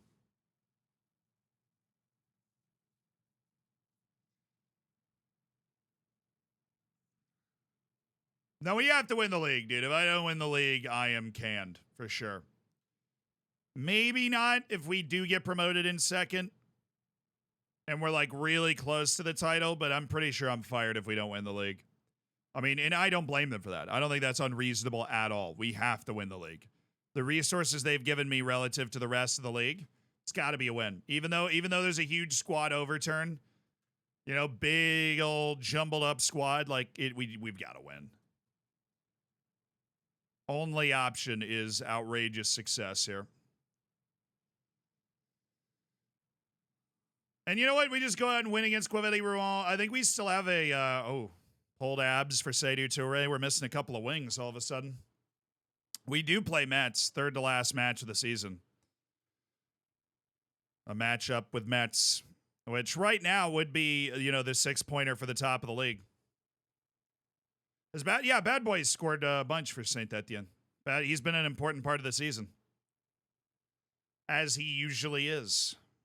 All right, youth contracts are being signed. Good stuff. Patrick DePaula's on a loan move.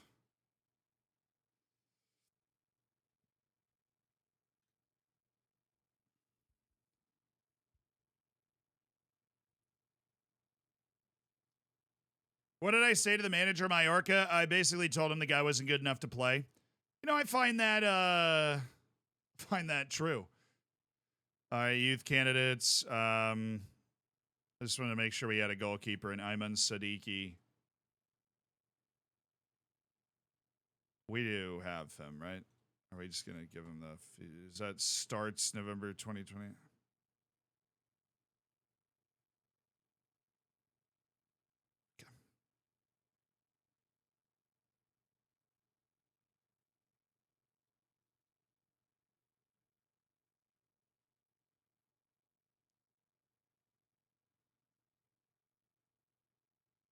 Also want to give a contract to the one guy that doesn't suck, which would be Gautier Bonnefoy. We'll give him a contract that will turn him into a professional automatically. A pre-contract, if you will. Yeah, I told the Mallorca manager the guy wasn't good enough to play. And he got really mad about it and really dug in about me trying to get me to play the goalkeeper, but looks like I'm just going to be enemies with whoever's the coach of Mallorca right now. It was an ugly intake. It was actually worse before those guys signed. 2 of their star ratings went from 2 to 3 to 2.5 to 3.5. Making moves, baby.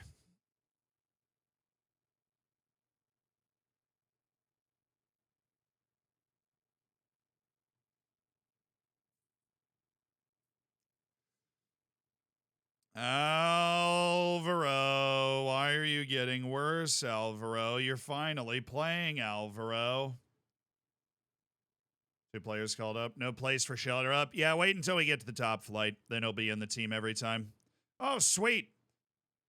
Awesome. Love that. Let's offer a trial to these guys that are being released just as a little scouting exercise. Youth players around France that were considered notable that I've gotten an email about. We'll go ahead and trial them, you know. Give them the opportunity to earn a spot in the academy here.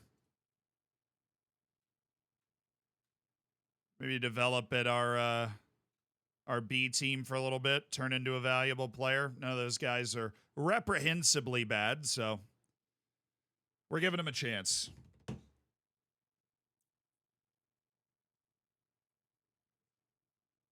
It'll certainly go down in history as a youth intake that happened. Exactly.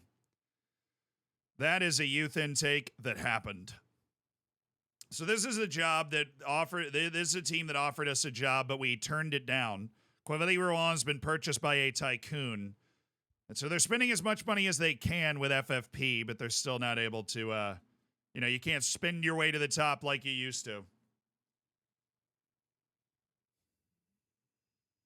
No, they didn't decline. That was Bordeaux. Bordeaux sent us packing. Quevilly-Rouen offered us the deal. I made a save point. Remember, I made a save point that was like, oh, if we, you know, I might post that for you guys. You can go back and be like, oh, yeah, here's Quevilly-Rouen. That was the fork in the road that I wanted to take. If I was Zealand, I would have taken that job instead. Another offer for Alain Diallo at St. Gallen? Don't think so. Lorenzo Sage is the only guy that is consistently improving on the team as well. Another reason that I like him. You will rather be here than St. Gallen very soon. Kamalo to South Africa, Merville Niabi to Congo. I don't even know who that is. So, nice. Oh, Stefan didn't even make the U.S. team. Oh, tough. Camps, thank you for another gifted sub to Belizean Savage. Hello, Belizean Savage. Hey, I've been doing a Palermo save and getting promoted first season, placing fourth the second season. I need a left wing rec, hopefully an inverted winger, but no, really so important. I have around 10 million budget. Honestly, the guy we have, Andreas Schelderup, fits the description and the level of play that you would be looking for if he's developed well in the save.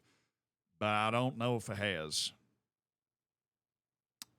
I don't know, because you're 2 years in, so it's really down to who's developed pretty well. 10 million.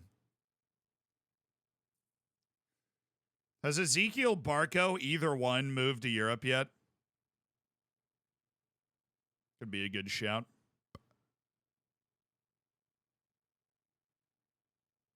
So no Rodier, no Alvaro Rodriguez.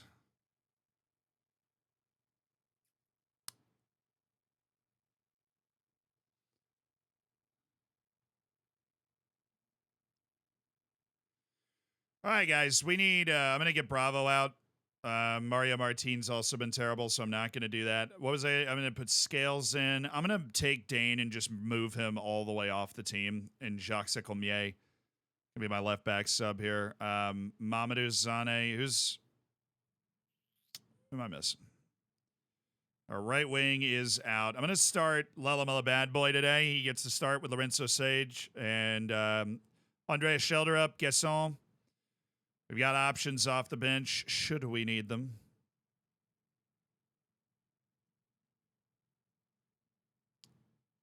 I'm going to get Mbabu off, and we need like a left wing sub. Just anybody that can play left wing, which would be Errol Shimshir, because he has not really been around the team that much, but he can play left wing.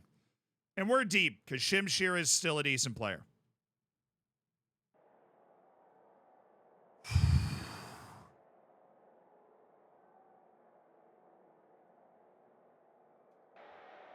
All right, boys, we need to win. We won one of our last 4 league matches. We have let Mets back within 2 points to the top of the league. We are playing 15th place, Quevilly-Rouen. We need to win. We need to win. Keep that separation that we have so rightfully earned over the course of the season. Use our newfound, brilliant, average team cohesion. And actually win. We need a good performance from our midfield that is usually, or when we're good, they're good.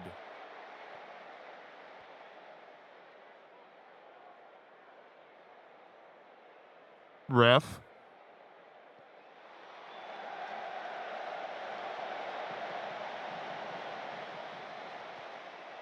Scales.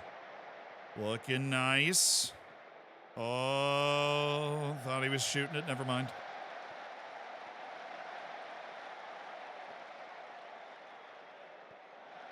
Oh, love the combinations. Look at Lelamella. Bad boy to Evan Gasol.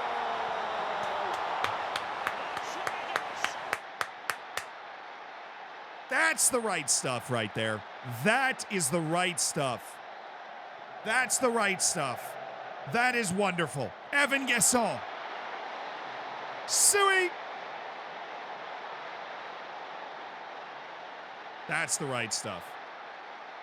That's what we need. Bad boy, direct, good, great little passing pattern to get that play going. Loved it. Loved it. Just good play. Vanden Bauman's looking for Gasol!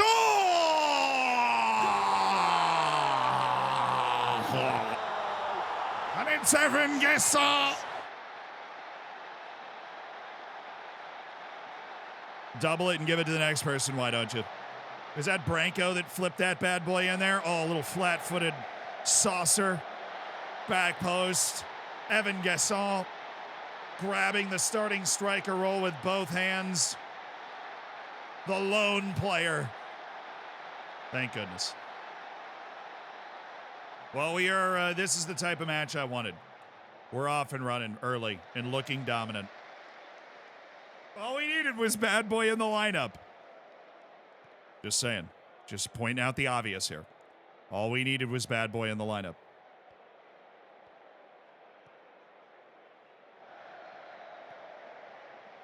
Great defensive position. Well, that's not good defensive position. What the hell are you doing? Mohamed Salah El Boukamiri.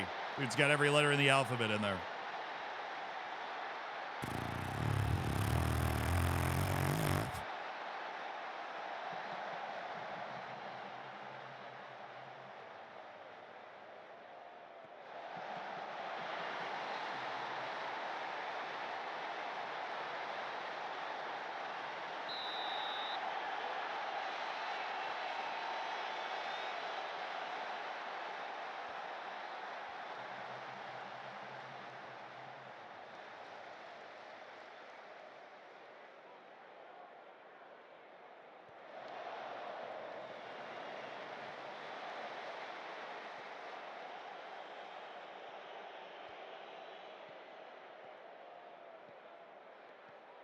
All right, Branko Vanden Bauman.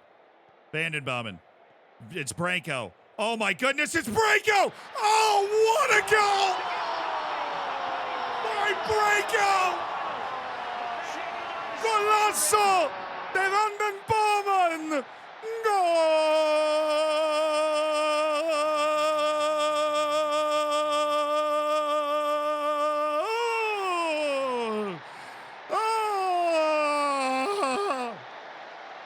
Oh my God. Did you see that? Just bobbing and weaving for like 40 yards. Thought he was going to pass that like 4 times, but he had a mandate. Oh, Sage, great ball. Gasol for the Hattie. Kim, thank you for gifting so many subs, brother. Thank you for supporting the stream and giving people the ad-free experience. Thank you for throwing down another one to Cruz. Mika Fey, Vanden Bauman, Shelter up. Oh, to Gasol. Oh, yo. He kept that center back in his pocket enough. Just couldn't get that on the right side of the post.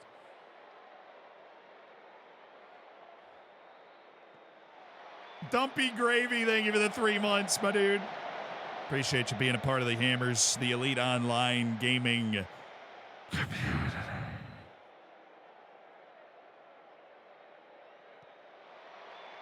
Ruol. It's all right. Branko, who's clearly on one today. Bad boy, another corner. Yeah, Gasson is playing like a man possessed out there. He's been really good. And Rumpley, thank you for the prime. Josh, thank you guys for spending $10 of Jeff Bezos money right there. That was $15 of Jeff Bezos money. Jeff.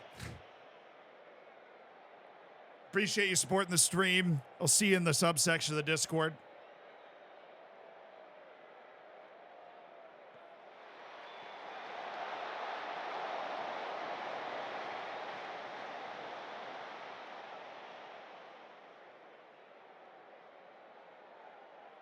Yeah, Jeff Bezos, dude, the words today. Jeff Bezos can't buy his 8th yacht. That's all we care about. Jeff, whatever Bezos decides he wants to be.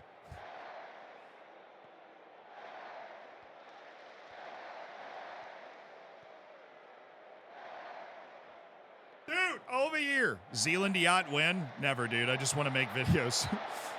He's offside. Oh. I appreciate it, Styles. Thank you for the 13 months. All right, halftime. That was a wild first half. I'm going to focus it with an I'm happy about your possession for the second half here.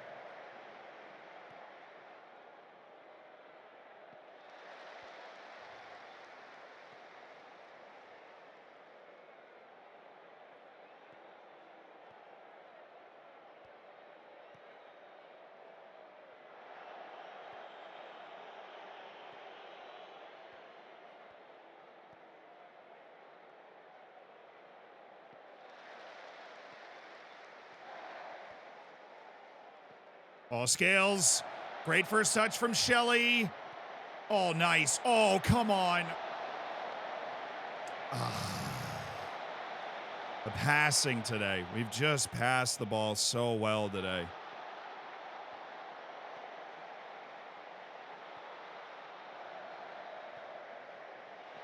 Ramsey up for Gasson. Oh, that was a good header. Evan Gasson in the air. Absolute weapon.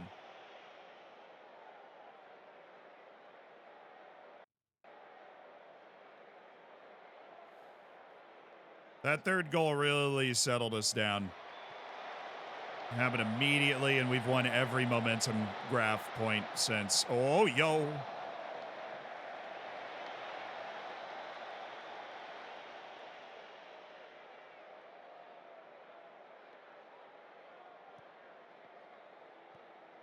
That's mine. Thank you very much, sir. Oh, Lorenzo Sage. Shelter up. Oh, Gasson. Dude, he just can't. He can't get himself that hat trick.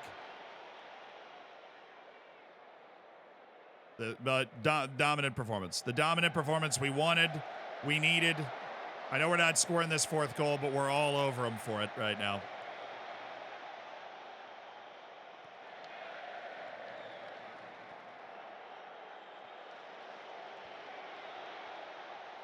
Vibes returning to the team with this type of performance.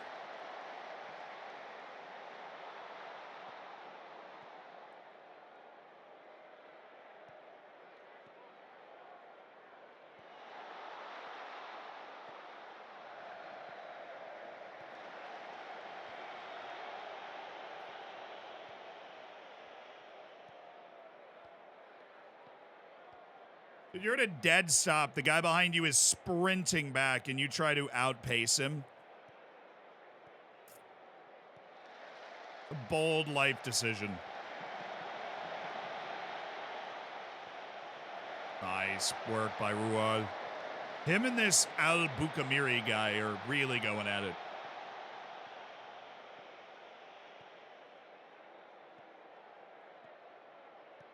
Sage. Nice. Middle.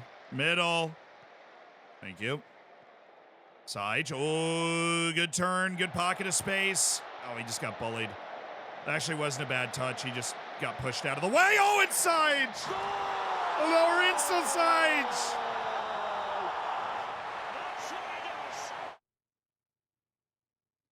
Lorenzo Sage. with his second goal for Saint Etienne, straight from the Mozambican League. And he's certainly found a regular home in the starting 11. The assist to Lelamela Bad Boy. A really wonderful hit from Lorenzo Sage.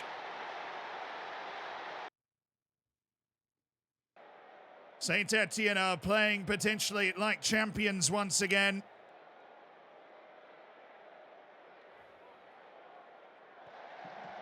Finally.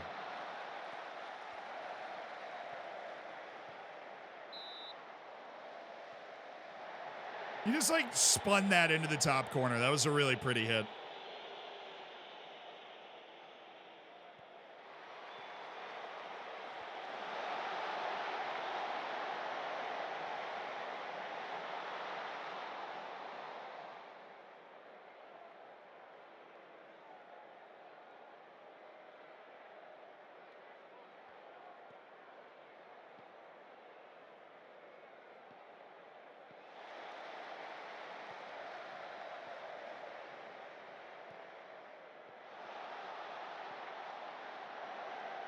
Come on. Come on, what are we doing?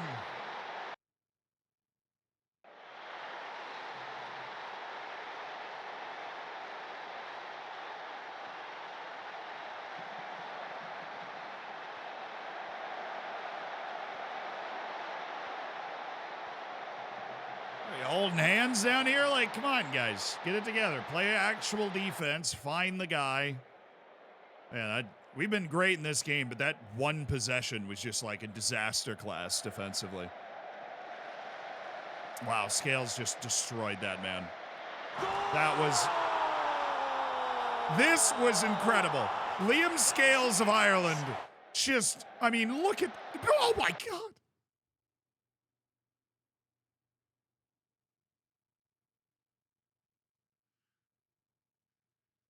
I mean, oh, good. We're going to get a better view of it here.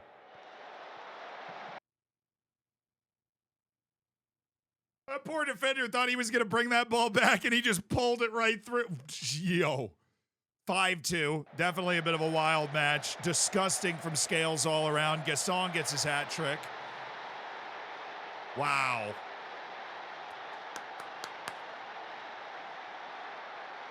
That was nasty from Liam Scales there.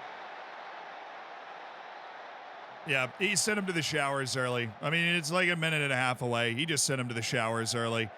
He said, oh, you're headed that way? All right, you keep going there, bud. Thank you. And Gaston just tracking that down like a heat-seeking missile. That was not the best cross. Whoop! Just had good shape to it. That's all Gaston, though, on the back end.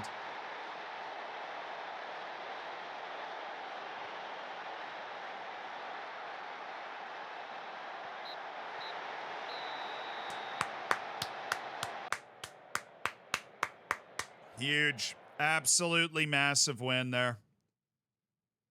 Every win is massive now. 6 matches left in the league season.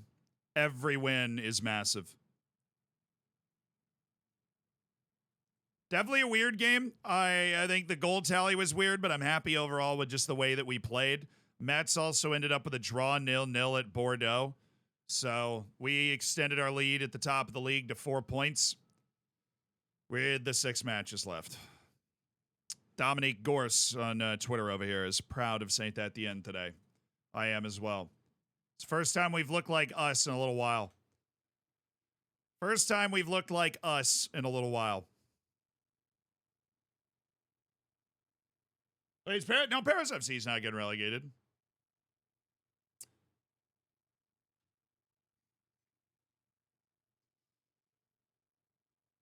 I think they're just they're not in the top 4. They're like, oh my God, they are. What? Paris FC are in 17th? Yo. Bordeaux are stuck in this league, man. They're spending the second most money in the league, and they're in 7th.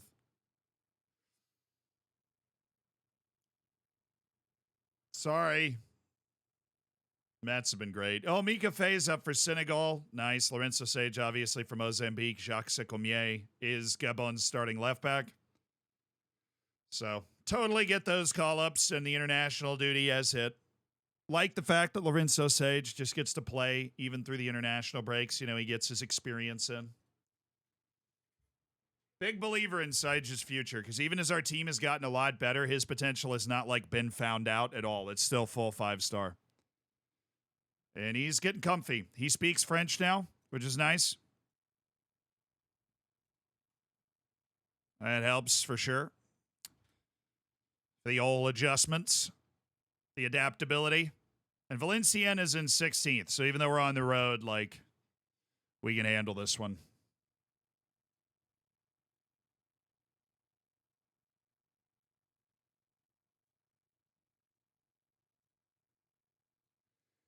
They're trying to give me staff advice. It's like Ron Swanson walking around Home Depot. Like, I know more than you. Stop trying to give me advice on where to put my coaches.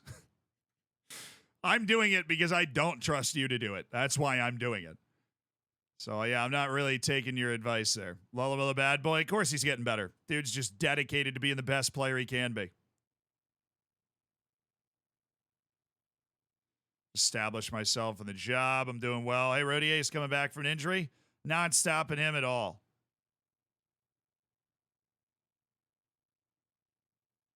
No. And if Elaine Diallo was like actually athletic at all, he'd be really good. But he's not. He's very not. He just has smart, has great ball control, great vision. Where's it a YouTube channel kickoff? The plan is the 1st of February. And then there'll be a video on it basically every day.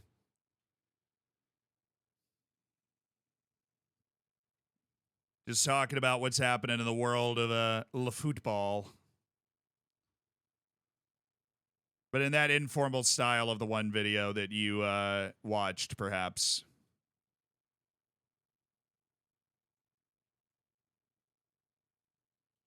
But it'll probably, Zealandism will probably kick off in February.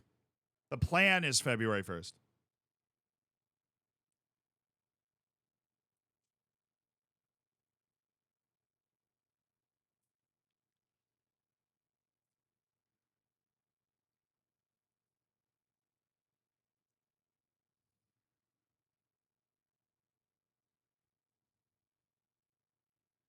This guy apparently wants a loan move, which, cool. Cool, dude. Oh, sweet. Saidu Toure has shown signs of progress, but he is still unable to speak good French. Dude, you grew up in Belgium. He already spoke basic French when he got here. I'm bringing a dude from Mozambique, and he's picking it up faster than you. He's already done. He already speaks good French. Nice channel banner. Oh, what are you talking about?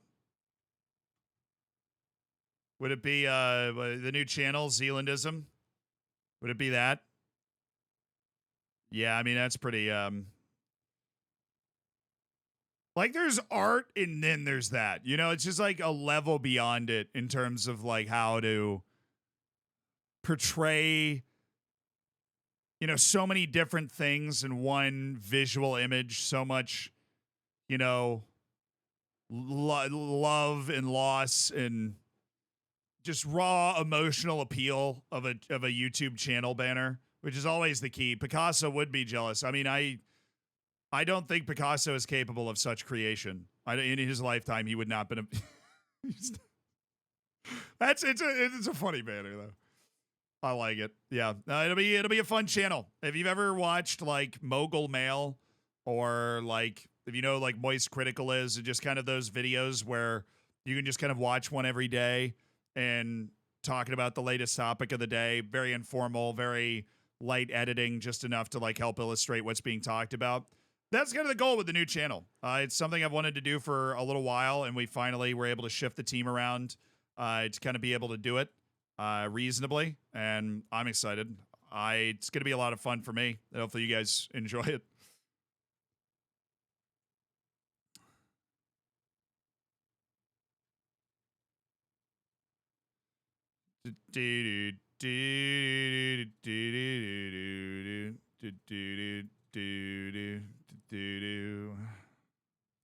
Joe Whitworth.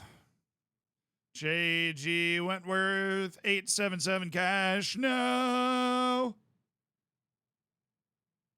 Is it a replacement for the pod? No, it's not a replacement. It's not a podcast channel. It's not a replacement for the podcast channel.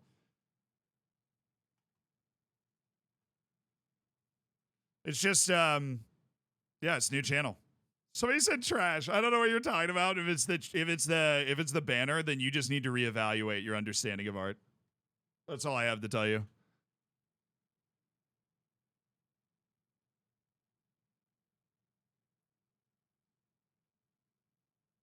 Mogul mauled. Yeah. No, it looked like fun. That looked like something I wanted to do, and it's something that I and a lot of other people enjoy watching, kind of those types of channels, Mogul Mail in particular, I've always really enjoyed. Those sit and chat channels that are more informal. And so I wanted to do it. And we tried one out on the main channel, and a lot of people seemed to like it, which was cool. We've tried 2 different ones in the main channel. We tried one a few months ago, and then we tried, we released one as like, hey, this new channel's going up, and you'll see videos like this sort of thing.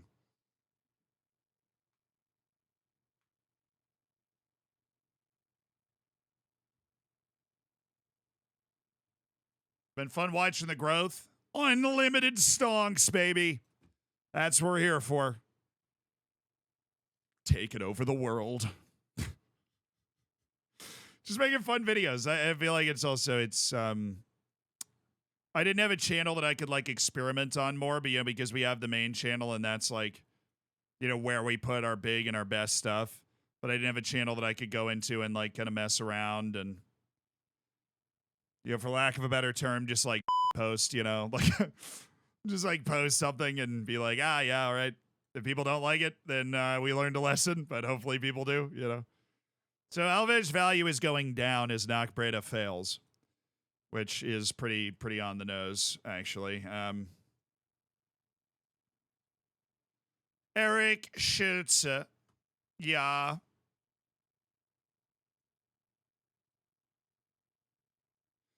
Baloyi. Sorry, Baloyi. It's time. Marcelencio Esajas. Well. I did loan that guy in literally last year at Knockbreda, and then the loan got canceled after he didn't play. He played once in 2 months, and the guy was like,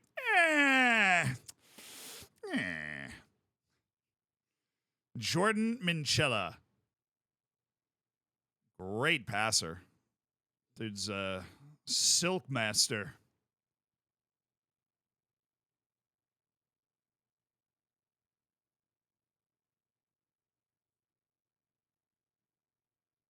Can I ask, were you Mr. FM Base or you handed the channel?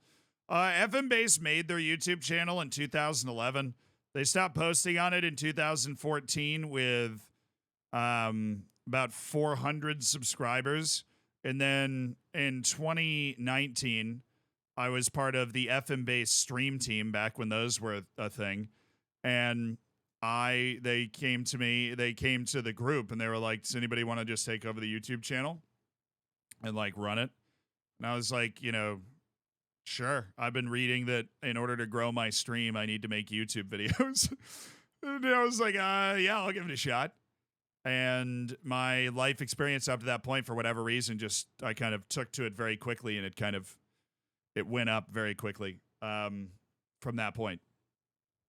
And that started a lifelong journey of making cool videos.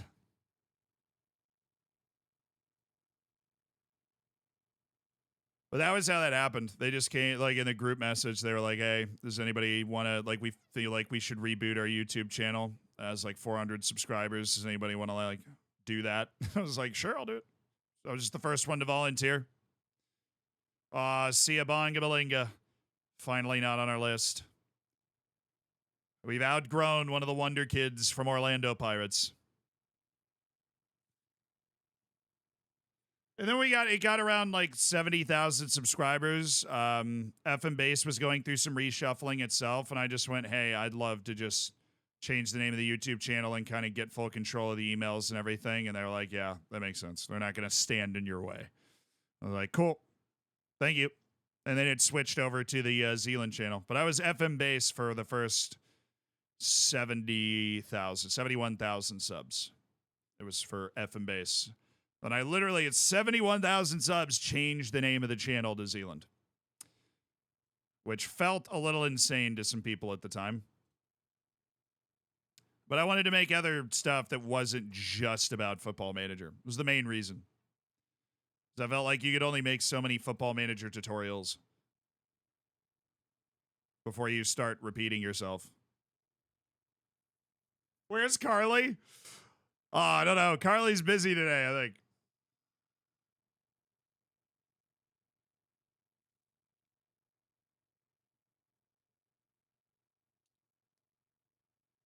Fat Pits, thank you for the 2 months, dude. Here to see Bad Boys Rise to League All.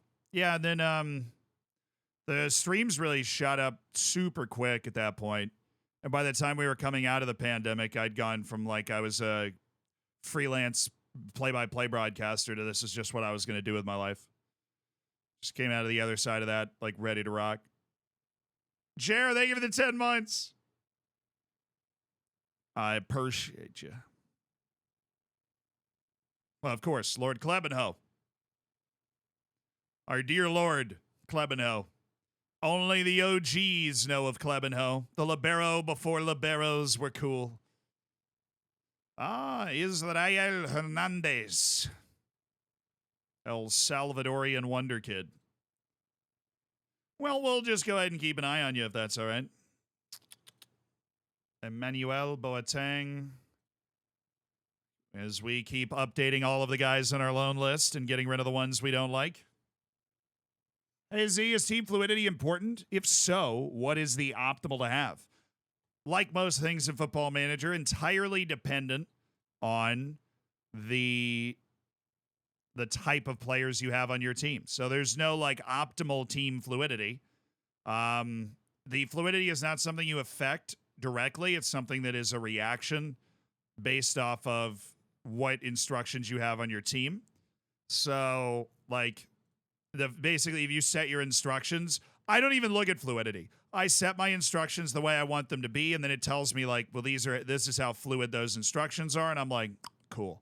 Right? But I'm more focused on the instructions part of it, less focused on the resulting fluidity. Now, it can be a helpful reference if you're like, yeah, I feel like I have a really creative team that I want to flow around more. Well, then if you set all your instructions and it says you don't have a lot of fluidity, then you might want to think about changing. Like, it could inform you that you're doing something that you don't necessarily want to do. It could let you know, like, hey, if you want to play a fluid style, you're not doing that right now. So you need to tweak something. But I think my setup is, we're a good team, but we're pretty not fluid. We're pretty structured in our setup, so. Lucas Bruschetto. Danny. Nice. Tijn van Ingelgom. Now that. Tin van Ingelgom. That's a sick name. I dig that. I'm a big fan of Carl. So am I, honestly.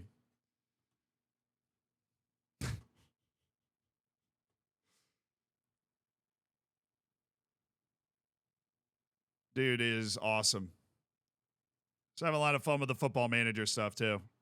Happy to guide his journey to getting addicted to the game. Khalid Ashkar.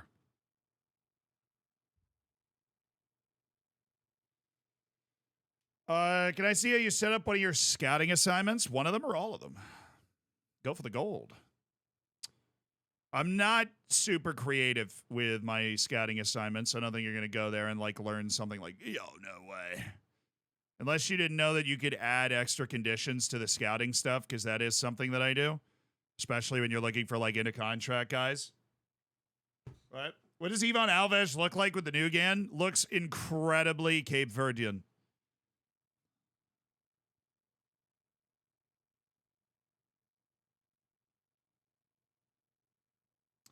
Cannot believe you stream with a lad. I've actually been friends with Carl for like 2 years. We met at like Twitch held a summit where they invited like the top X number of streamers. I don't know how many like it was. I was definitely the least cool person there. Like ever, like a lot of the huge people were there, and I was just over in the corner in my soccer jersey, like, haha, nice. But I don't really remember how we met. I didn't really know who he was, but I was like, why do I recognize this guy? And then somebody else who's like, he's on Mr. Beast, you idiot. I was like, oh, yeah, okay. That makes sense. I know I recognize him now. But I didn't really know him. And then he was just like scoop me up like we're hanging out. I'm like, all right. I don't really make a lot of executive decisions in social situations. I'm usually just like in with the flow.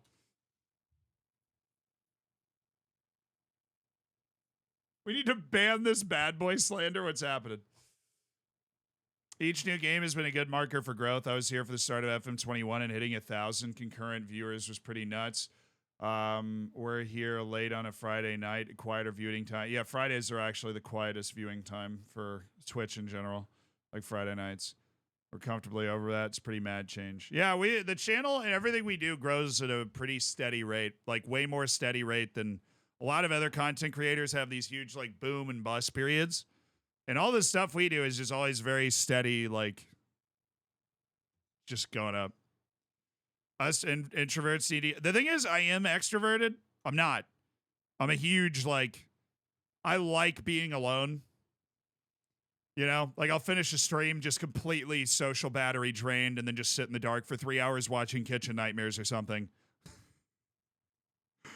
Like I cannot talk to anybody for days and it does not bother me at all. Like I function totally normally. I know a lot of people that like they need to be around people to like get energy. I need to like not be around people to regain energy. But when I'm in social situations, I am gregarious. I just hate making plans. I hate being the one that's like, when people are like, where are we going? And then they look at you like, where are we going? And you're like, I'm not making this decision, right? Somebody else is. And Carl was like, we're going here. I'm like, all right, cool. Carl likes soccer too. You know, so that was neat. Because I've never played Minecraft. I'm saving it for a special occasion at this point, but like I've actually never played. So and I am a big closet gamer. Like my Baldur's Gate save's going wonderfully. So I'm not like afraid of all games that are not FM. You guys know that. But I just never played Minecraft growing up or whatever. I just never was exposed to it. So I didn't. Carl liking soccer is like, oh, you like know soccer? I was like, yeah. So we talked about that. I'm a CK3 god. I am very good at Crusader Kings. Probably unsurprising, right? Strategy games are clearly where I'm at. I'm very good at Crusader Kings. I'm pretty good at Europa Universalis. Also pretty good at Hearts of Iron. No, I wouldn't say I'm great, but I can definitely like conquer. You know, I can beat China with Japan every time, but I'm not saying I could like. So none of these guys have big potential. All right, we'll just let those trials expire then. Seydou Toure, dude, you just came back from an injury and got hurt again over the course of this international break. You killed your wife in CK3. Okay. That was not my fault. She fell off the boat, all right? Yeah, I showed him around New York. Wait, I also lived in New York and the Twitch Summit was in New York.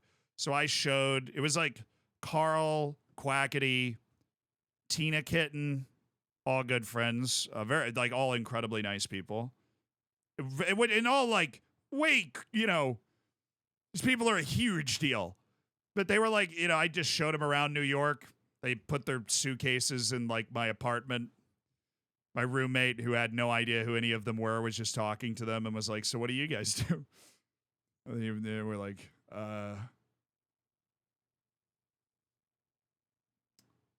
show the clip of what? Oh yeah, of my wife dying in CK3. Oh, that was a tough day, dude. She was my soulmate too. This was the love of my life in Crusader Kings. This was a sad moment. If you were not here for this, this was a sad moment. All right. I can't hit the space bar apparently because that will minimize. Some of you may die. That is a risk that I am willing to take.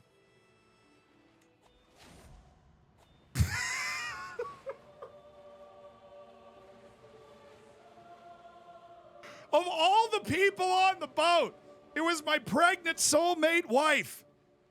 Yarka, I will always remember you, Yarka. It was my pregnant soulmate wife. My wife? Of all the people on the boat that could have died in the storm. My pregnant wife is the one person. How many people are on this trip? 50% chance that one of the 13 people on this trip with me would die? What are the odds? I like how I say, what are the odds after listing out the exact odds? What are the odds, dude? Like, 5% chance, but what are the odds, you know? Now, there's 50% chance that one person on the boat died. And we were 13 people on the boat, you know? And then it was my pregnant soulmate wife. We were on like a pilgrimage to a holy site, too. It was just brutal. Brutal all around. That was brutal. Yeah, but we did end up conquering all of England, which was sick. Yo, the Wonder Kid list just dropped, and there's a 19-year-old Finn on Manchester United, who's, oh my God. His value is 146 to 183 million. Bro. That is insane. Finland's god has arrived. Number one, no debate on that one. Absolutely no debate. I'm just looking for somebody that's not like crazy valued. So this dude's on loan from Inter, so that's a no. This guy is actually contracted to Young Boys. Susja.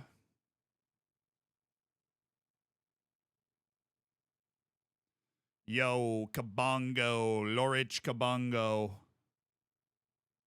That's pretty sweet. Gucha.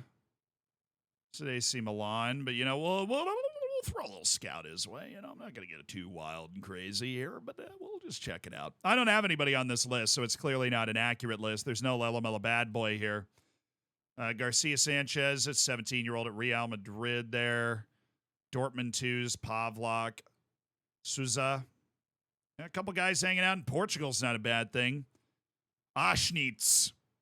That's a good German name. Aschnitz. Adilson from Fluminense. I'm sure he's wonderful. Oh, McIlvaney. Akeem McIlvaney. Freaking love that name. That is the coolest name. Jean Julio. Manchester City, Colombian wonder kid, Naldo. When your mom says you have Ronaldo at home. Tough. Ben Sharif, yeah, a little too good for me there. You're not on loan from anybody? Woo, 17-year-old at SV Red. Nottingham Forest could get relegated, which might trigger a clause, so I'll scout that guy, but unlikely we'd be. There, I swear to you, there's a Paulo Enrique in every game. I think I've said that. It's not even a face in the game. It's just such a common name in Brazil. So many Paulo Enriques popping up. Tipple, Manning. Dude, the Aussies. Always on fleek. This dude's in my league. He's playing at Bordeaux right now. Aquaviva. I love that for you. You're on a short list, are you? No? Probably should be. Zvara. Oh, that's a Slovakian winger. I do totally have him on a short list. He's from last year's list. Schumacher. Munoz, a Peruvian playing in Mexico at Tigres. Very good technical ability. I see you, De Avila. Can't wait to have to deal with that idiot next year. Just kidding. You're not stupid. I love you. Please play for me. Egyptian Mido Magdi. Mido Magdi. Definitely Mido. What am I doing? Harula. It's actually the correct pronunciation. Harula Yorar. Jagugi. Sammartino. Hellas Verona. Are they in trouble? No. Klemenko. Bro, you're on the Wonder Kid list and you're playing in Saudi Arabia already. Chase that bag, brother. This guy's amazing. If we get promoted, this is the type of player we could sign. Axel Diaz. God, why did you have to have 11 pace, dude? Mexico's got a golden generation. Straight up. I've never really seen that in FM, but there were like 4 Mexican dudes in the top 50. And Majid Linnerson. All right, whose contracts are expiring? Efkan Bekiralou, Lucadane, Claudio Ramos, Boubacar Fall, Jabril Sahrawi, Ewan Hornish, Louis Leroux. Oh, I love it. Khalid Arfawi. No. Mexico since FM22 is nuts. I mean, that's news to me, dude. Mexico always has some good guys, but they're very high priced because the wages paid in that league, you know? April Fool's Day away against Valencian. Or we leave or stay when the season is done.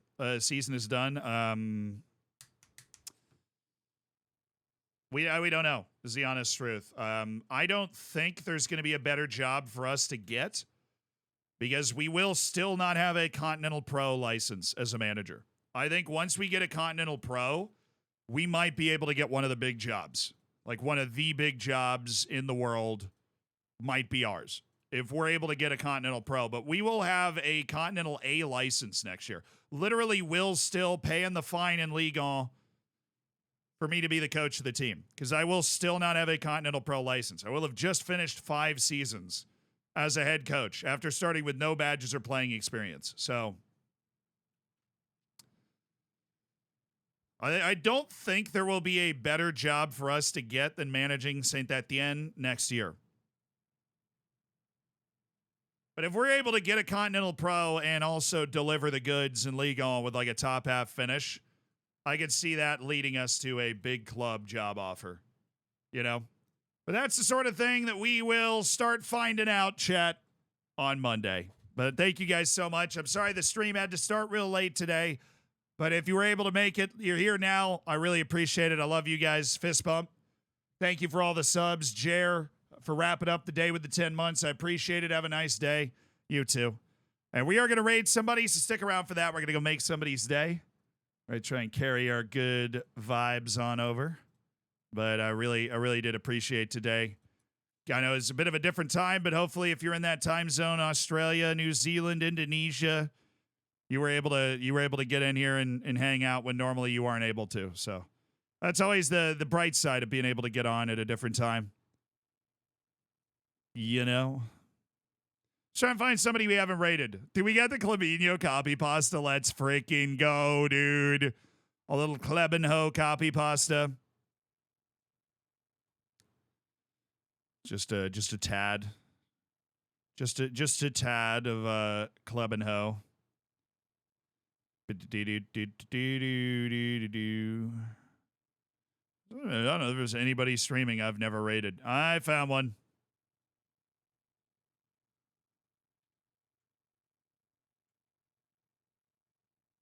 All right, chat, get ready to bring all that great vibe and energy to our boy, Anthony HD Gaming. All right. I will see you guys on Monday. Have a great weekend. Video out tomorrow that hopefully is able to make your weekend. Kemps, thanks for one more gifted sub. Hope your team wins. See you guys on Monday.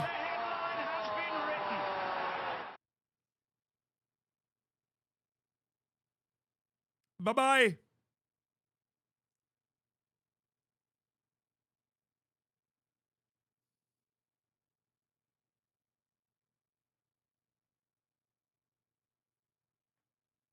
All right, word of the day, dude.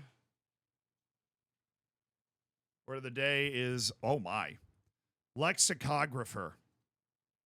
Lexicographer. Yeah, lexicographer. Lexicographer. Lexicographer. A lexicographer is an author or editor of a dictionary. Wow, that's very self-aware, Merriam-Webster. All right. Noah Webster believed that a lexicographer's work was to document a language as it is used without any judgment or subjective influence. Guessing Noah Webster's the person that helped found Merriam-Webster. That makes sense. See you at the end of another stream for another word of the day.